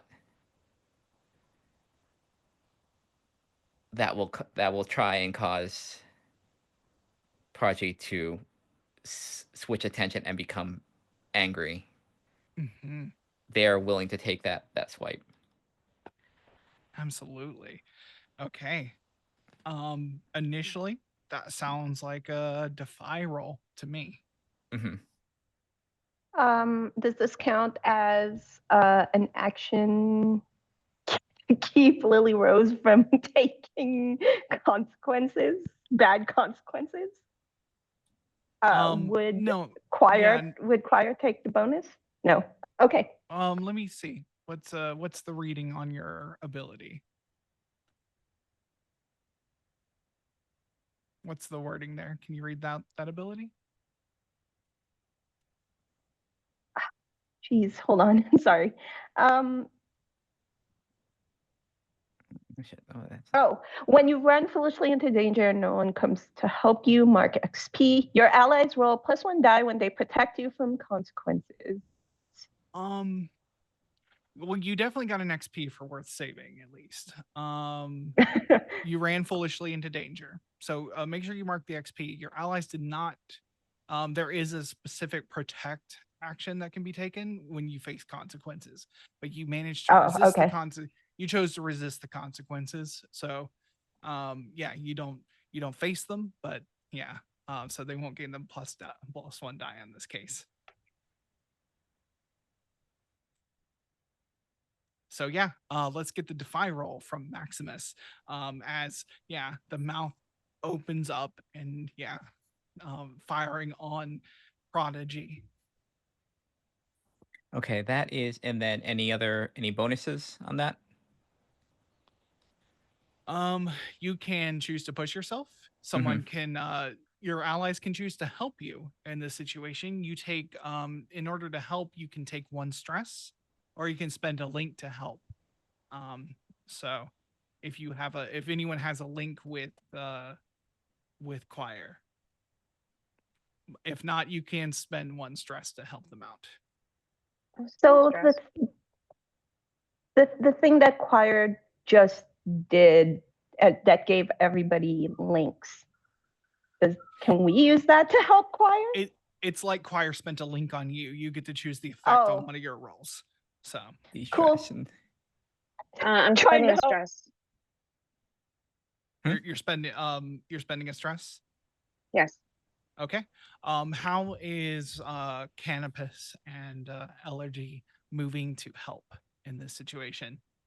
So I think Elegy realizes that Choir and Maximus is sort of doing, like, our goals align. And Elegy has already transcended as well, and she is the Banshee. She is Karna. She is the song of the queen, the mother of all banshees, and she lets out this shriek of discordant but simultaneously harmonious sound that supports Maximus's and choirs as well. Inside of it, there is a lullaby, ancient and futuristic. So it's in a way to enhance whatever effect choir is trying to effect. Excellent. Yeah. So choir, you gain +1 die on this defy roll. Okay. Depending on the outcome, Elegy and Canopus might be taking the consequences on this as well. And you know what? Yes, okay, we will do that. So defy position Is risky. risky. Your effect is standard. Okay. And then with the yes, transcendent. Dice 1. 2. Oof. 2. Okay. In that case, so on 2 on a risky, things go badly. Let's see. Well, you were trying to gain its attention and trying to pull aggro on it, and that's what happens.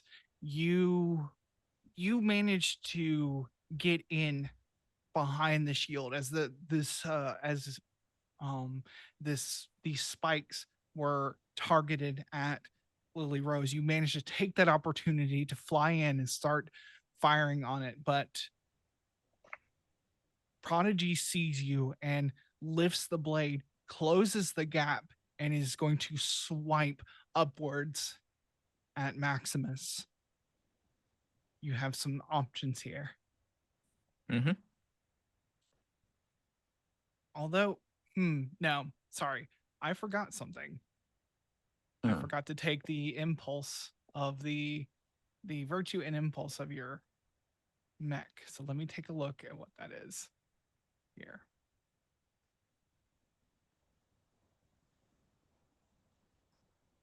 Maximus impulse is principled. Yeah. Maximus is the impulse is principled. And the virtue is powerful. So I'm gonna say this was in the virtue of Maximus. So roll 1 more die. Okay, I will roll that d6. Jeez. Nope.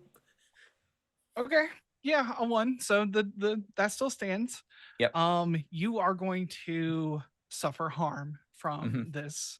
As this blade comes down, you can choose to resist. You can ask for a poison promise. There I are mean, some. I will definitely see what the poison promise is. We shall see. Okay. Lynn immediately smiling the moment a poison promise is offered. Yeah. Let me think. I mean, of we're what we're a- already pretty spicy, but it can get spicy. Yeah, but we're like first level at a ramen shop spicy right now. We got to get to at least like Yeah, 8. yeah, like um. Hmm. Okay, I'm not. 3. We need I'm an not 8. sure what a good poison promise is here. But let me see. Let me think for a moment here, because we also have the engine impulses in play, mhm. and the impulse is principled. What does that mean for Maximus to be principled? Let me take a look. Let me look at the book and what it says. I have an offer for a principal promise. Yes, Mm. excellent. I I would don't love know to what hear the that. positive end of this that I think the Okay. director should offer, but I think the negative end of this, Choir, you described the current makeup of how the ship is for how Junko and Vantage Point operate it as like two pieces operating around something central, right? Mhm. Split. They're still close enough to be in contact. They're not like veering off. It's nothing that dramatic where they're like one's Yeah. flying off into space, but something that that would be distressing to them probably would be a separation of some kind, Mhm. which that seems in line with some elements of a poison promise. I don't Yeah. know. Yeah. I'm going Mhm. for drama here. I'm not going for necessarily what mechanically makes sense. I want drama here. Yeah, Yeah. I like that. I like this idea of a split narratively. I would say you would take the level 1 harm split Mhm. on a poison promise, but you would also be able to land the hits you wanted to take from Maximus's mouth, Mhm. because it's now close enough that it brought itself right where you wanted it. Sure. Let's do it. But Okay. narratively, how okay, just for narrative, how is it split? Are they still like I think what happens is that the blade Mhm. goes through Maximus right down Mhm. the center of the cockpit. For a moment, the fear of just that moment brings you out of sync somewhat Mhm. while also being physically split. Mhm. So I think it sends Junko and Vantage a little off kilter. Can I do Instead of being something? go ahead. Can I make it more spicy? Yes. The Vantage body will jump out of the thing and kind of we will share one thing. It's extremely dangerous because we're not built like one of us isn't like belted in. Oh, Christ. I like that. So one of us, like I think the Vantage like body abandons the jumps out of the now kind of like split side, and we'll just sit with Junko, and they'll try and control this thing on one thing. I like that. This is the thing that scares me about like anytime someone shares a coffee in like a mech show is like that person's city is gonna get thrown. Mm-hmm. Yeah, Yeah. it's dangerous, but Yeah. they have to like stay together or be as close. So Yeah. uh, Yeah. I So will that's it. yes, I will take that. Fantastic. Okay, split is the thing. All right. All right. So I will say that this lands. Okay. Yeah.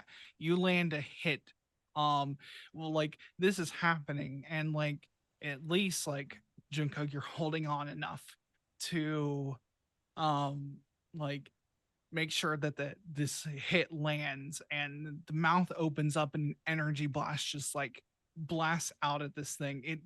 Um the face of Prodigy just kind of starts melting away. Pieces of these murmurations just kind of break off in the energy blast, landing a pretty significant blow against it. um Junko itself Not Junko. Sorry, Prodigy itself is a 6-segment clock, and I'm going to give you 3 segments on that. Mhm. I like to think that just this looks vaguely like, yeah, like like there's just like a spear through, yeah, that part of the mech. That's Hmm. great. Yeah, Love it. Love it. yeah. In fact, like I feel like it, just to add a little more spice to it, I think it breaks off in this Mhm. melee. Oh, And like yes. while Prodigy still forms another blade Mhm. in response to it, it now like it's stuck through this. Mhm. I am also going to mark down 1 strength on Maximus, as that is an Hell unknown. yeah. Yes. Cool. Well, This is gonna be a problem like downtime if we get there. But yes. Yeah. Great. Good. 6-segment clock. Mm-hmm. Yeah. The taking the opportunity to get behind its shield, which is a different clock altogether. Mhm. But honestly, that it's the shielding spikes also one of its most dangerous weapons. So, as you've seen, Can I do one more thing? yeah, yeah. I mean, you can spend transcendent actions willy nilly. Not So, transcendent actions, but like I'm gonna just use because of our the playbook. They're gonna try and Junko's gonna try and we're gonna try and like kind of shield Vantage as much as possible from the what's happening. I'm gonna spend one of the links that we have between us to lower the stress. okay, yeah, absolutely, yeah, Use this threat to kind of like try and like bury ourselves in the comfort of each other. So we'll do that, and that'll be it. That'll be it for us. excellent. Um, Marshall, you are in Entropos. What do you do? well, this has certainly gone a certain direction, and that direction is we are at 11:58 to the in terms of midnight clock. So Mhm. all right, time to forestall the apocalypse. Time to do the Mm-hmm. thing. I think setting aside all my teasing and joking, I think in this moment of at seeing Junko and Vantage getting split apart, nearly being like split apart fully from each other, uh, I think this is actually what is going to trigger transcendence for Marshall. Um, there is a distinct shift in the way that Entropos, it has the 3 faces you said, right? I think Yeah. across all of the faces where the eyes are, there begin to be tears that flow down them. And around the right eyes is one, what it almost looks like they're like tears from like a waterfall dropping down. But the way that the left set eyes are going and making a differently colored set of like water flowing down, it flows and creates a long river that flows past the actual mech itself, and it reforms into it's it's almost like someone took water and gave it the ability to shift between all its different like states of matter in like an instance, and it's become almost like a long blade. We're going like Voltron levels of blade work here, Love it. being extended out from Entropos's hand. And in the cockpit you see that Marshall's actually let's do the full thing. Uh Marshall has much brighter clothing on. There is like a sudden growth of her hair. Let's see if I can get this out all the way. And like there is just such a look of transcendent, radiant joy that emanates out from the way that Marshall is suddenly in the cockpit. And she has transcended into Maria. So, is there a way for Maria to analyze in this moment how frequently the spikes, like the rate at which the reaction time, like the downtime that the spikes are flaring out to attack people and try and sink something in at just the right moment. I'm sure that will be two different actions, but at the first one, is it possible to analyze the way that Prodigy is reacting to any sort of potential threat near it to pinpoint exactly when might be like the briefest moment of like it having a weakness? Yeah. And the goal is that you want to strike through it and land a hit on it when that Yeah. is the case. The idea is to build off of what Choir and what Elegy have already done, but just do what Marshall does best in these situations. Marshall doesn't sink into emotions. Marshall just figures out what is the clearest path to finish this. Yes, I love that a lot. I say we can do this with an analyze roll. I'd also say that Maria also probably has to get pretty close to do this and put herself at pretty high harm. So this is both a very reckless and a very brave thing to do, because it's probably going to get a lot of attention off of Choir to see someone with a radiant water sword coming at you. Absolutely. Yes, so I'm that is making 100% decisions. a brave action. I'm And making Tropos is going to decisions. give you a bonus die on this. I'm making decisions. None of them are well thought out. This is the ideal. So that would be an analyze roll. Yeah.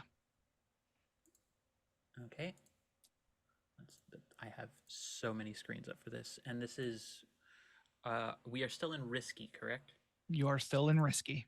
Okay. Submit. Effect is standard. The effect is standard. Okay. Transcendent. Yes.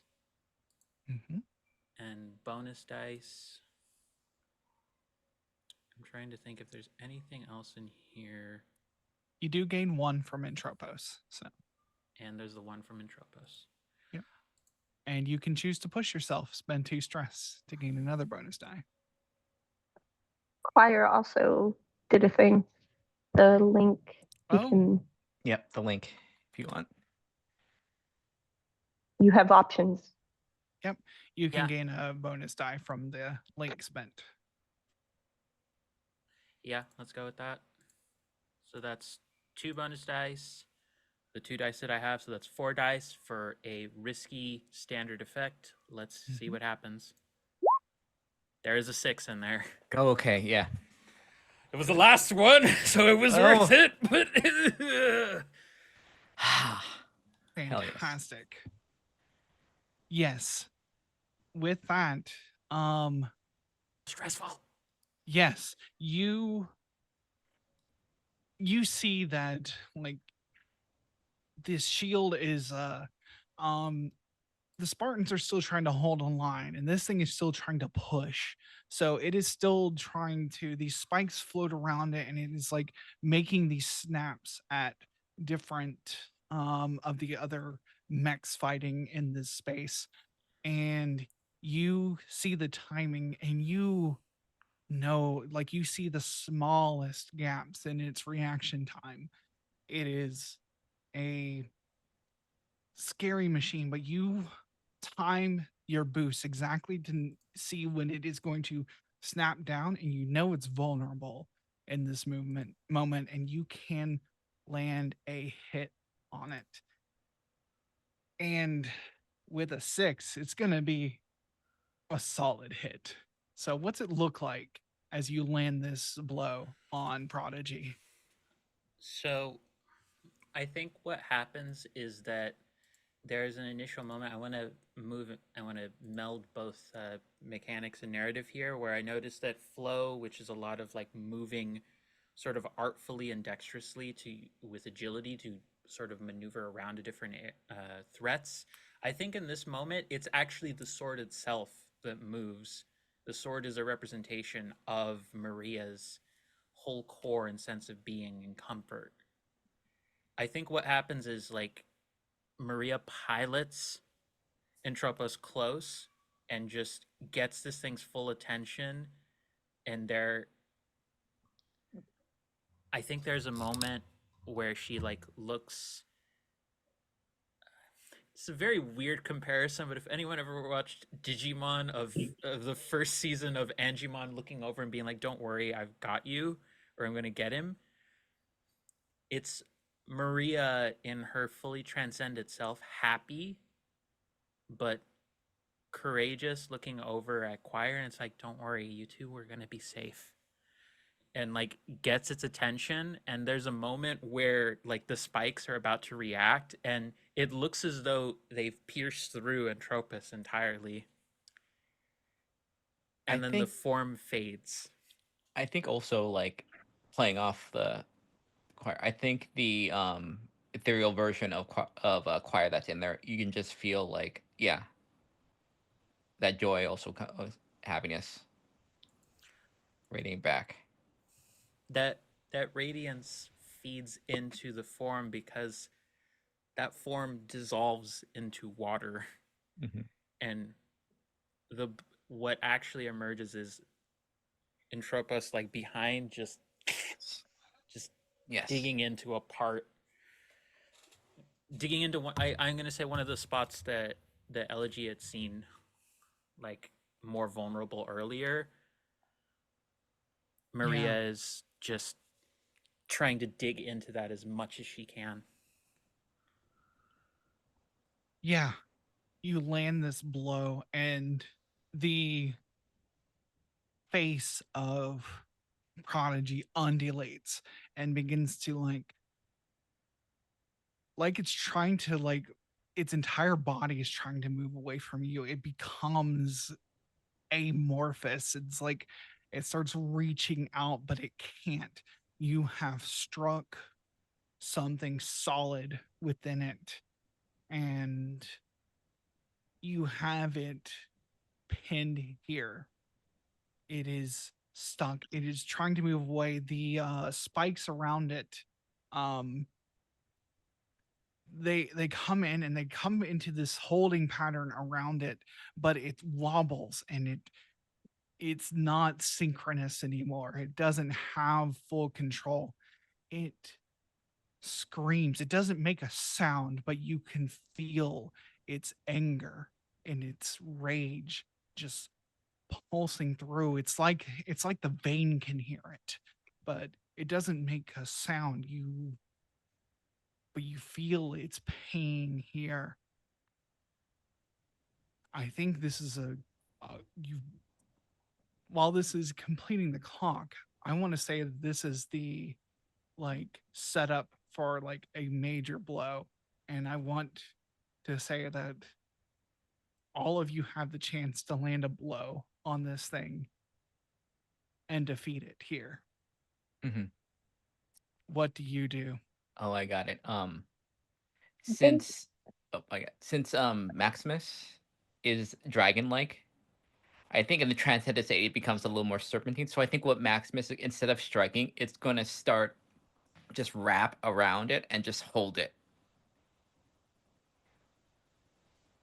Absolutely, yeah.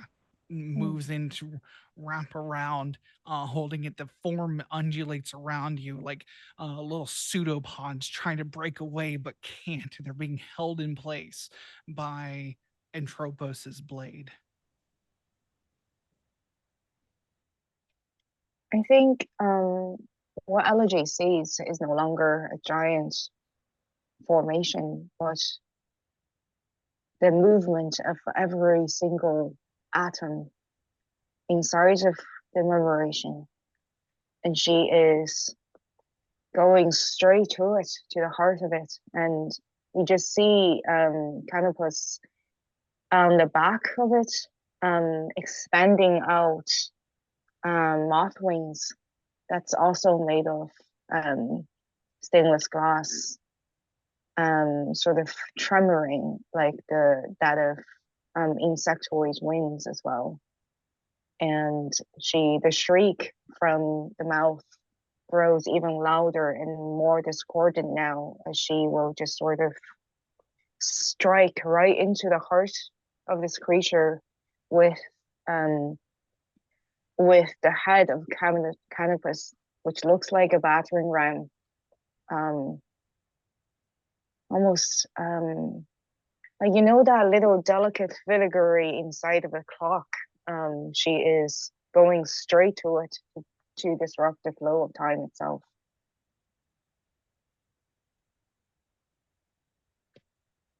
I love that. Yeah. You get close to Canopus and like strike at the heart with the head itself, this glowing blue form. And it's like in the moment it connects, it's like time stops for a second and restarts. You know you've moved the timeline just slightly. How does Lily Rose in Celine, how do you land your strike against it?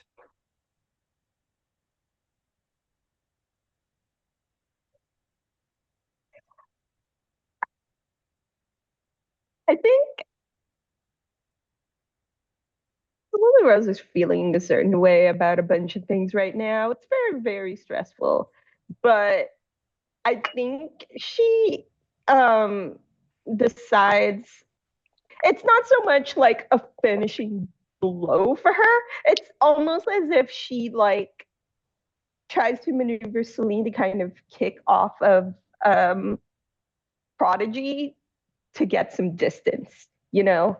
Like I picture her just trying to get some distance away. So she basically just kicks off Celine. She maneuvers Celine to kick off of like, I guess, the top of Prodigy so she can get a little bit of space from it.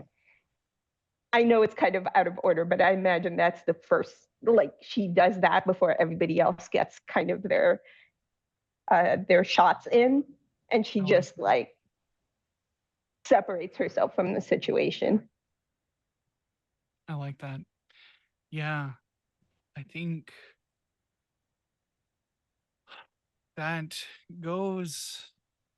Celine so wanted to get in there.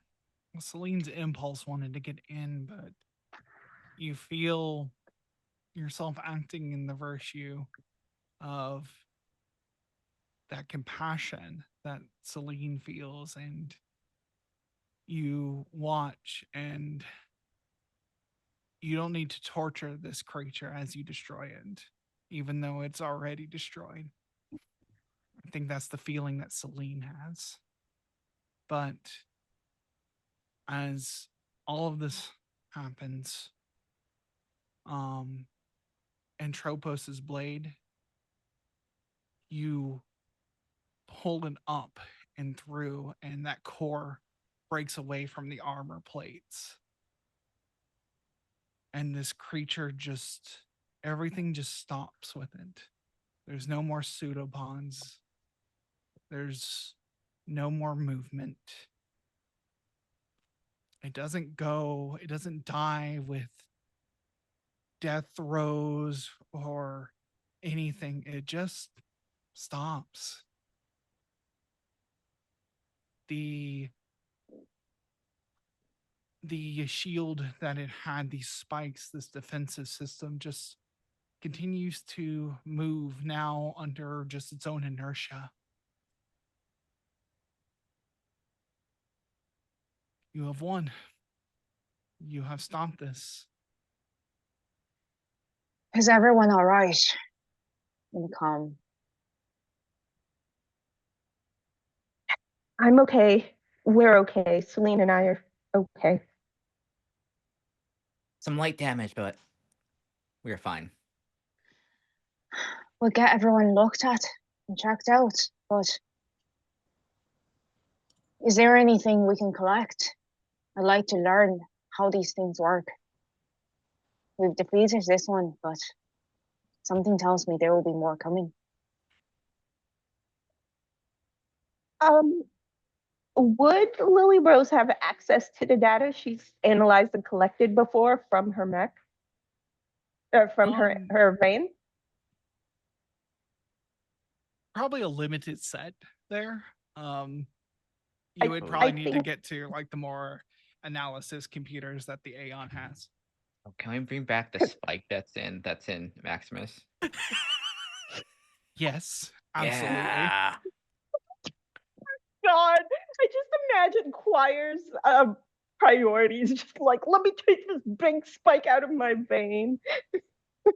I No, would. Yeah. I, I think Because when sorry. ostensibly, sorry, because Mhm. I was just thinking, ostensibly, we first saw them coming approaches in a murmuration, right? So, and then they became in like live before our eyes, some almost like we see some sort of form from like atomic level.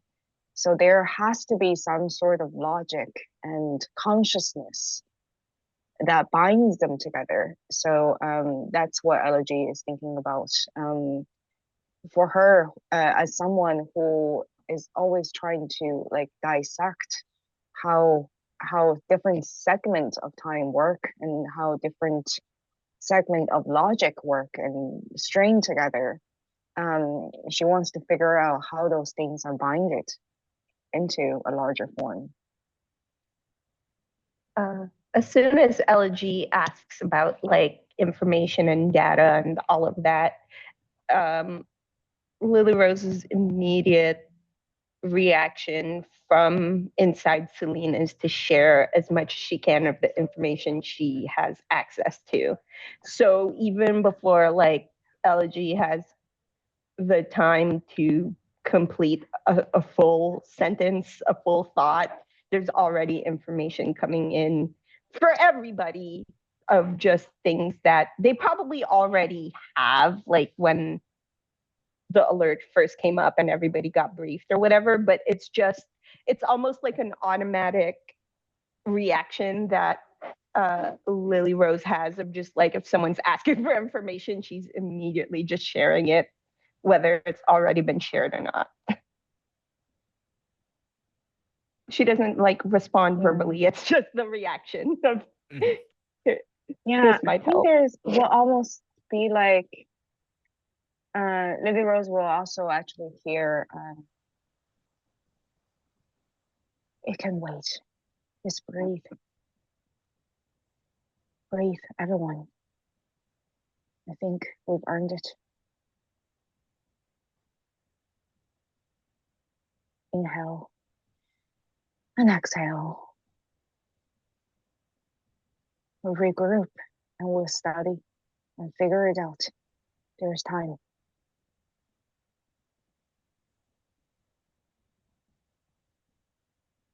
You hear, as you're floating here, you hear the sound off from Spartans over the comms. They're checking to see who's still. They're also doing their own damage assessments, their own casualty assessments. And you hear on the comms that they get to call sign Junior. There's the first call from Captain Odie. And he says, Junior, repeat. And there's no repeat. Odie says, all right, we begin salvage operations. This is now search and rescue.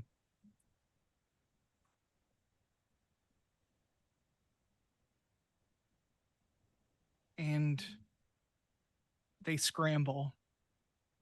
They've formed a line behind you.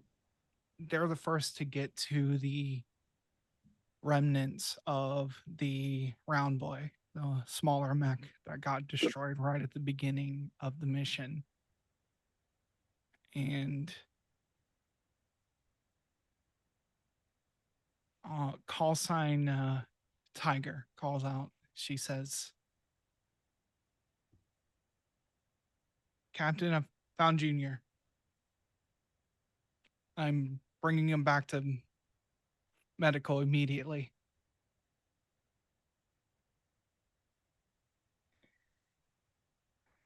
And with that, you get the all clear from the Aeon.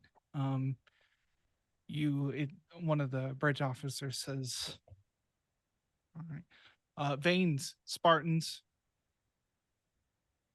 please return to Aeon. This is the all clear. All right, heading home. Do you need help ev- for search and rescue? Odie says, thank you, but all other pilots are accounted for.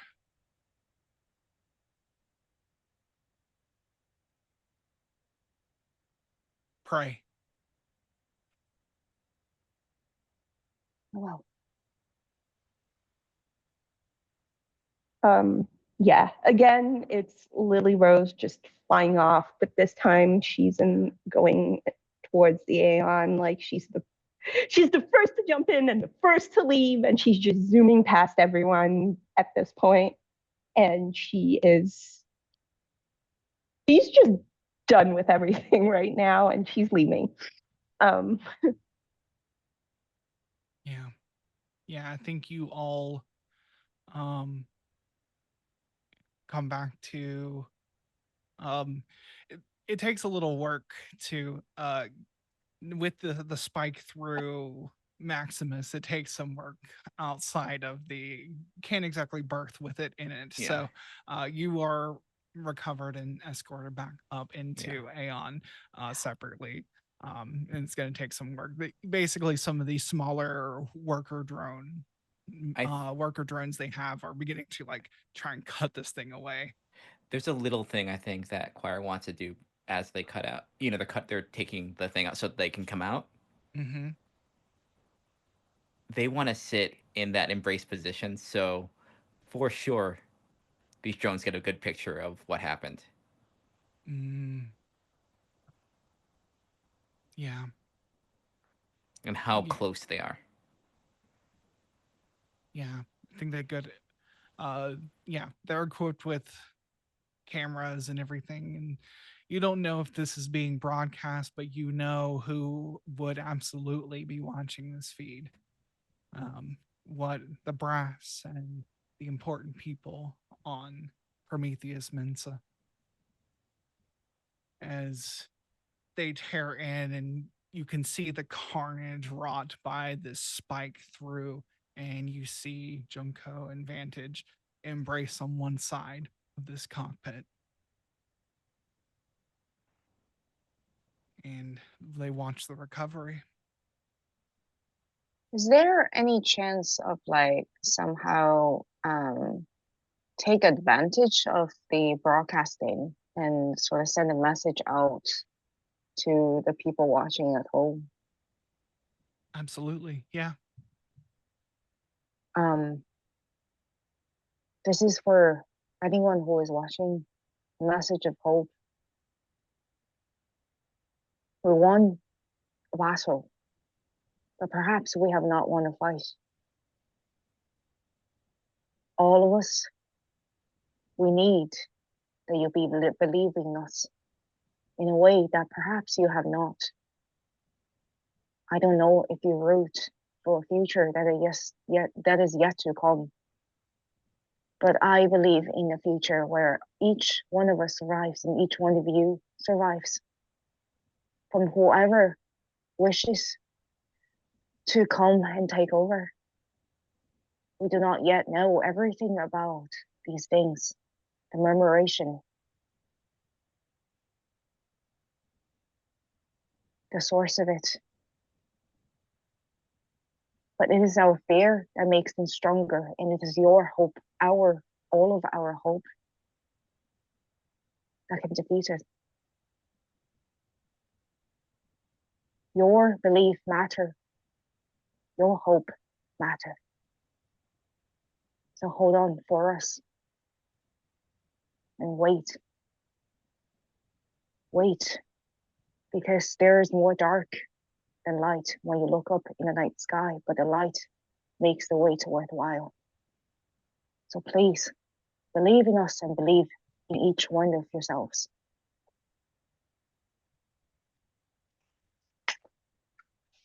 I think what you don't see in that moment is on the bridge of the Aeon, as the Admiral, she looks over to the mission commander. She says, I can cut the feed. And the mission commander, unmoving from their position, says, no, let her speak her piece. We'll handle the consequences.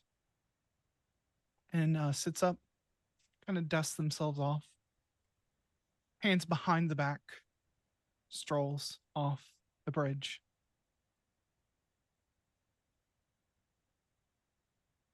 And with that, we should get our Fallout roll for this as we move into the Fallout phase. Okay. So I just need someone to roll a d6 for me.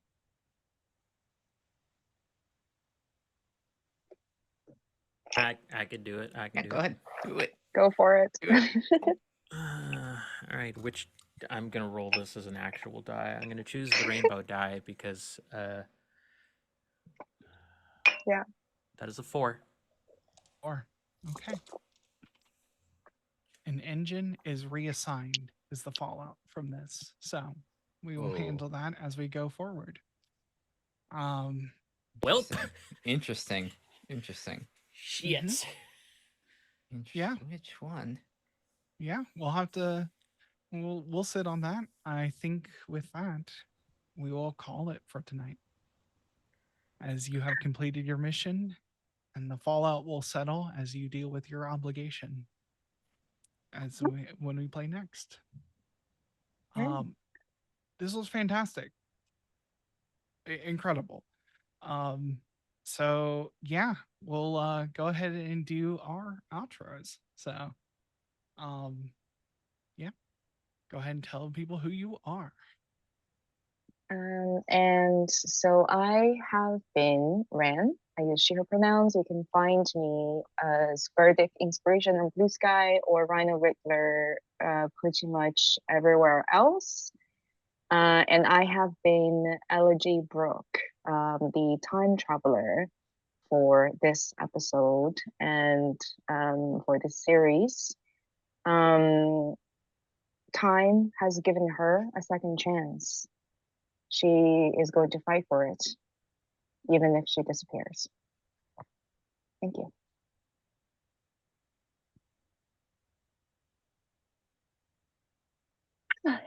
Hi, I'm Anne. I was playing Lily Rose, the unlikely hero. Whew, that was a heck of a session. You can find me playing games for charity this weekend, starting with the gang over at Greater Restoration. What time? We're playing some Monster of the Week, some goofy Scooby-Doo style shenanigans at 5 p.m. Eastern on Greater Restoration's Twitch channel. I'll be playing Gumshoe, who is also low-key a conspiracy theorist. And let's see what else I got. Oh yeah, on Sunday afternoon, also at 5 p.m. Eastern on Kat the Lore Mistress's Twitch channel, I will be playing some Sentai and Sensibility. I will be playing a pirate Power Ranger in the Regency era. It's a whole vibe. That's on twitch.tv/the Lore Mistress's channel. And that'll be great. I will be raising money for Trans Lifeline. So, mental health and trans rights. That's my weekend. Hopefully I'll see you guys there. Can I add that I'm also playing one of the one shots in Cat's channel, the Lore Mistress, as a vampire who is sick and tired of being a vampire. That would be Monday Eastern Time, 8 a.m. Raising money for trans rights. That's it. I'm done. Hello there, everybody. My name is Angela Lemos Mogrovejo. I use she, they pronouns, and I've been playing Marshall / Maria, who uses interchangeably he, she, and they. I have been your fantastic stranger, who I didn't get to say it right at the end, but somewhere between trying to pilot as fast as possible back to the docking bay and also just kind of standing there just looking pretty because she doesn't know how to feel about that. But that's a lot of trans gals I know. Um, the only thing I'll plug is that actually on this Saturday, from I believe it is 4 p.m. EST, so Eastern Standard Time, for 3 hours, I'm going to be running folks through Daxara's charity streams happening, where I'm going to be running demigods. That I'm going to be running folks through a dream world presided over by a god of dreams who is nearing the end of their life. Because I don't know how to do anything not super feelsy with just a smidgen, by which I mean a jar full of gay added into it. So that's me. Hey everyone, I'm Lynn, Gremlin Art everywhere on the socials. I have played Choir, the Harmony, who this is great. I love the fight. But you can find me actually on that this weekend, or not this weekend, on Monday, in that same charity campaign on Daxar 19 channel, where we are playing Dragon Age, a high level Dragon Age one shot, where we are in a grand tourney, and my wizard does not want to be a part of it. Accidentally got in there. Unhappy that they're gonna have to fight something. It's gonna be a lot of fun. I have never played Dragon Age higher than like a couple levels in the TTRPG, and this is gonna be great. It's gonna be chaotic. And I'm Mal, aka Archangelic. I've been the director. Um, I mostly run games on my Twitch channel, twitch.tv/lanternlight adventures. We are currently going into our break week, but at the beginning of May, we are going to be continuing our homebrew D&D game on Sundays. Our modern magic chaotic fantasy cipher system game on Monday nights, and on Tuesday night we are starting a new series, Monster Hearts 2, called Appetites. So tune into that. The Sunday game is at 7:30 p.m. Pacific. The Monday and Tuesday games are at 6 p.m. Pacific. You can find all my links in the link in the chat, archangelic.space. That has links to everything I do. Yeah, that's me. Thank you all for watching. It looks like we are rating Final Show Films. They are playing some D&D, so we'll be sending you all that way. Thank you for being here. Thank you for watching. We love you. Good night.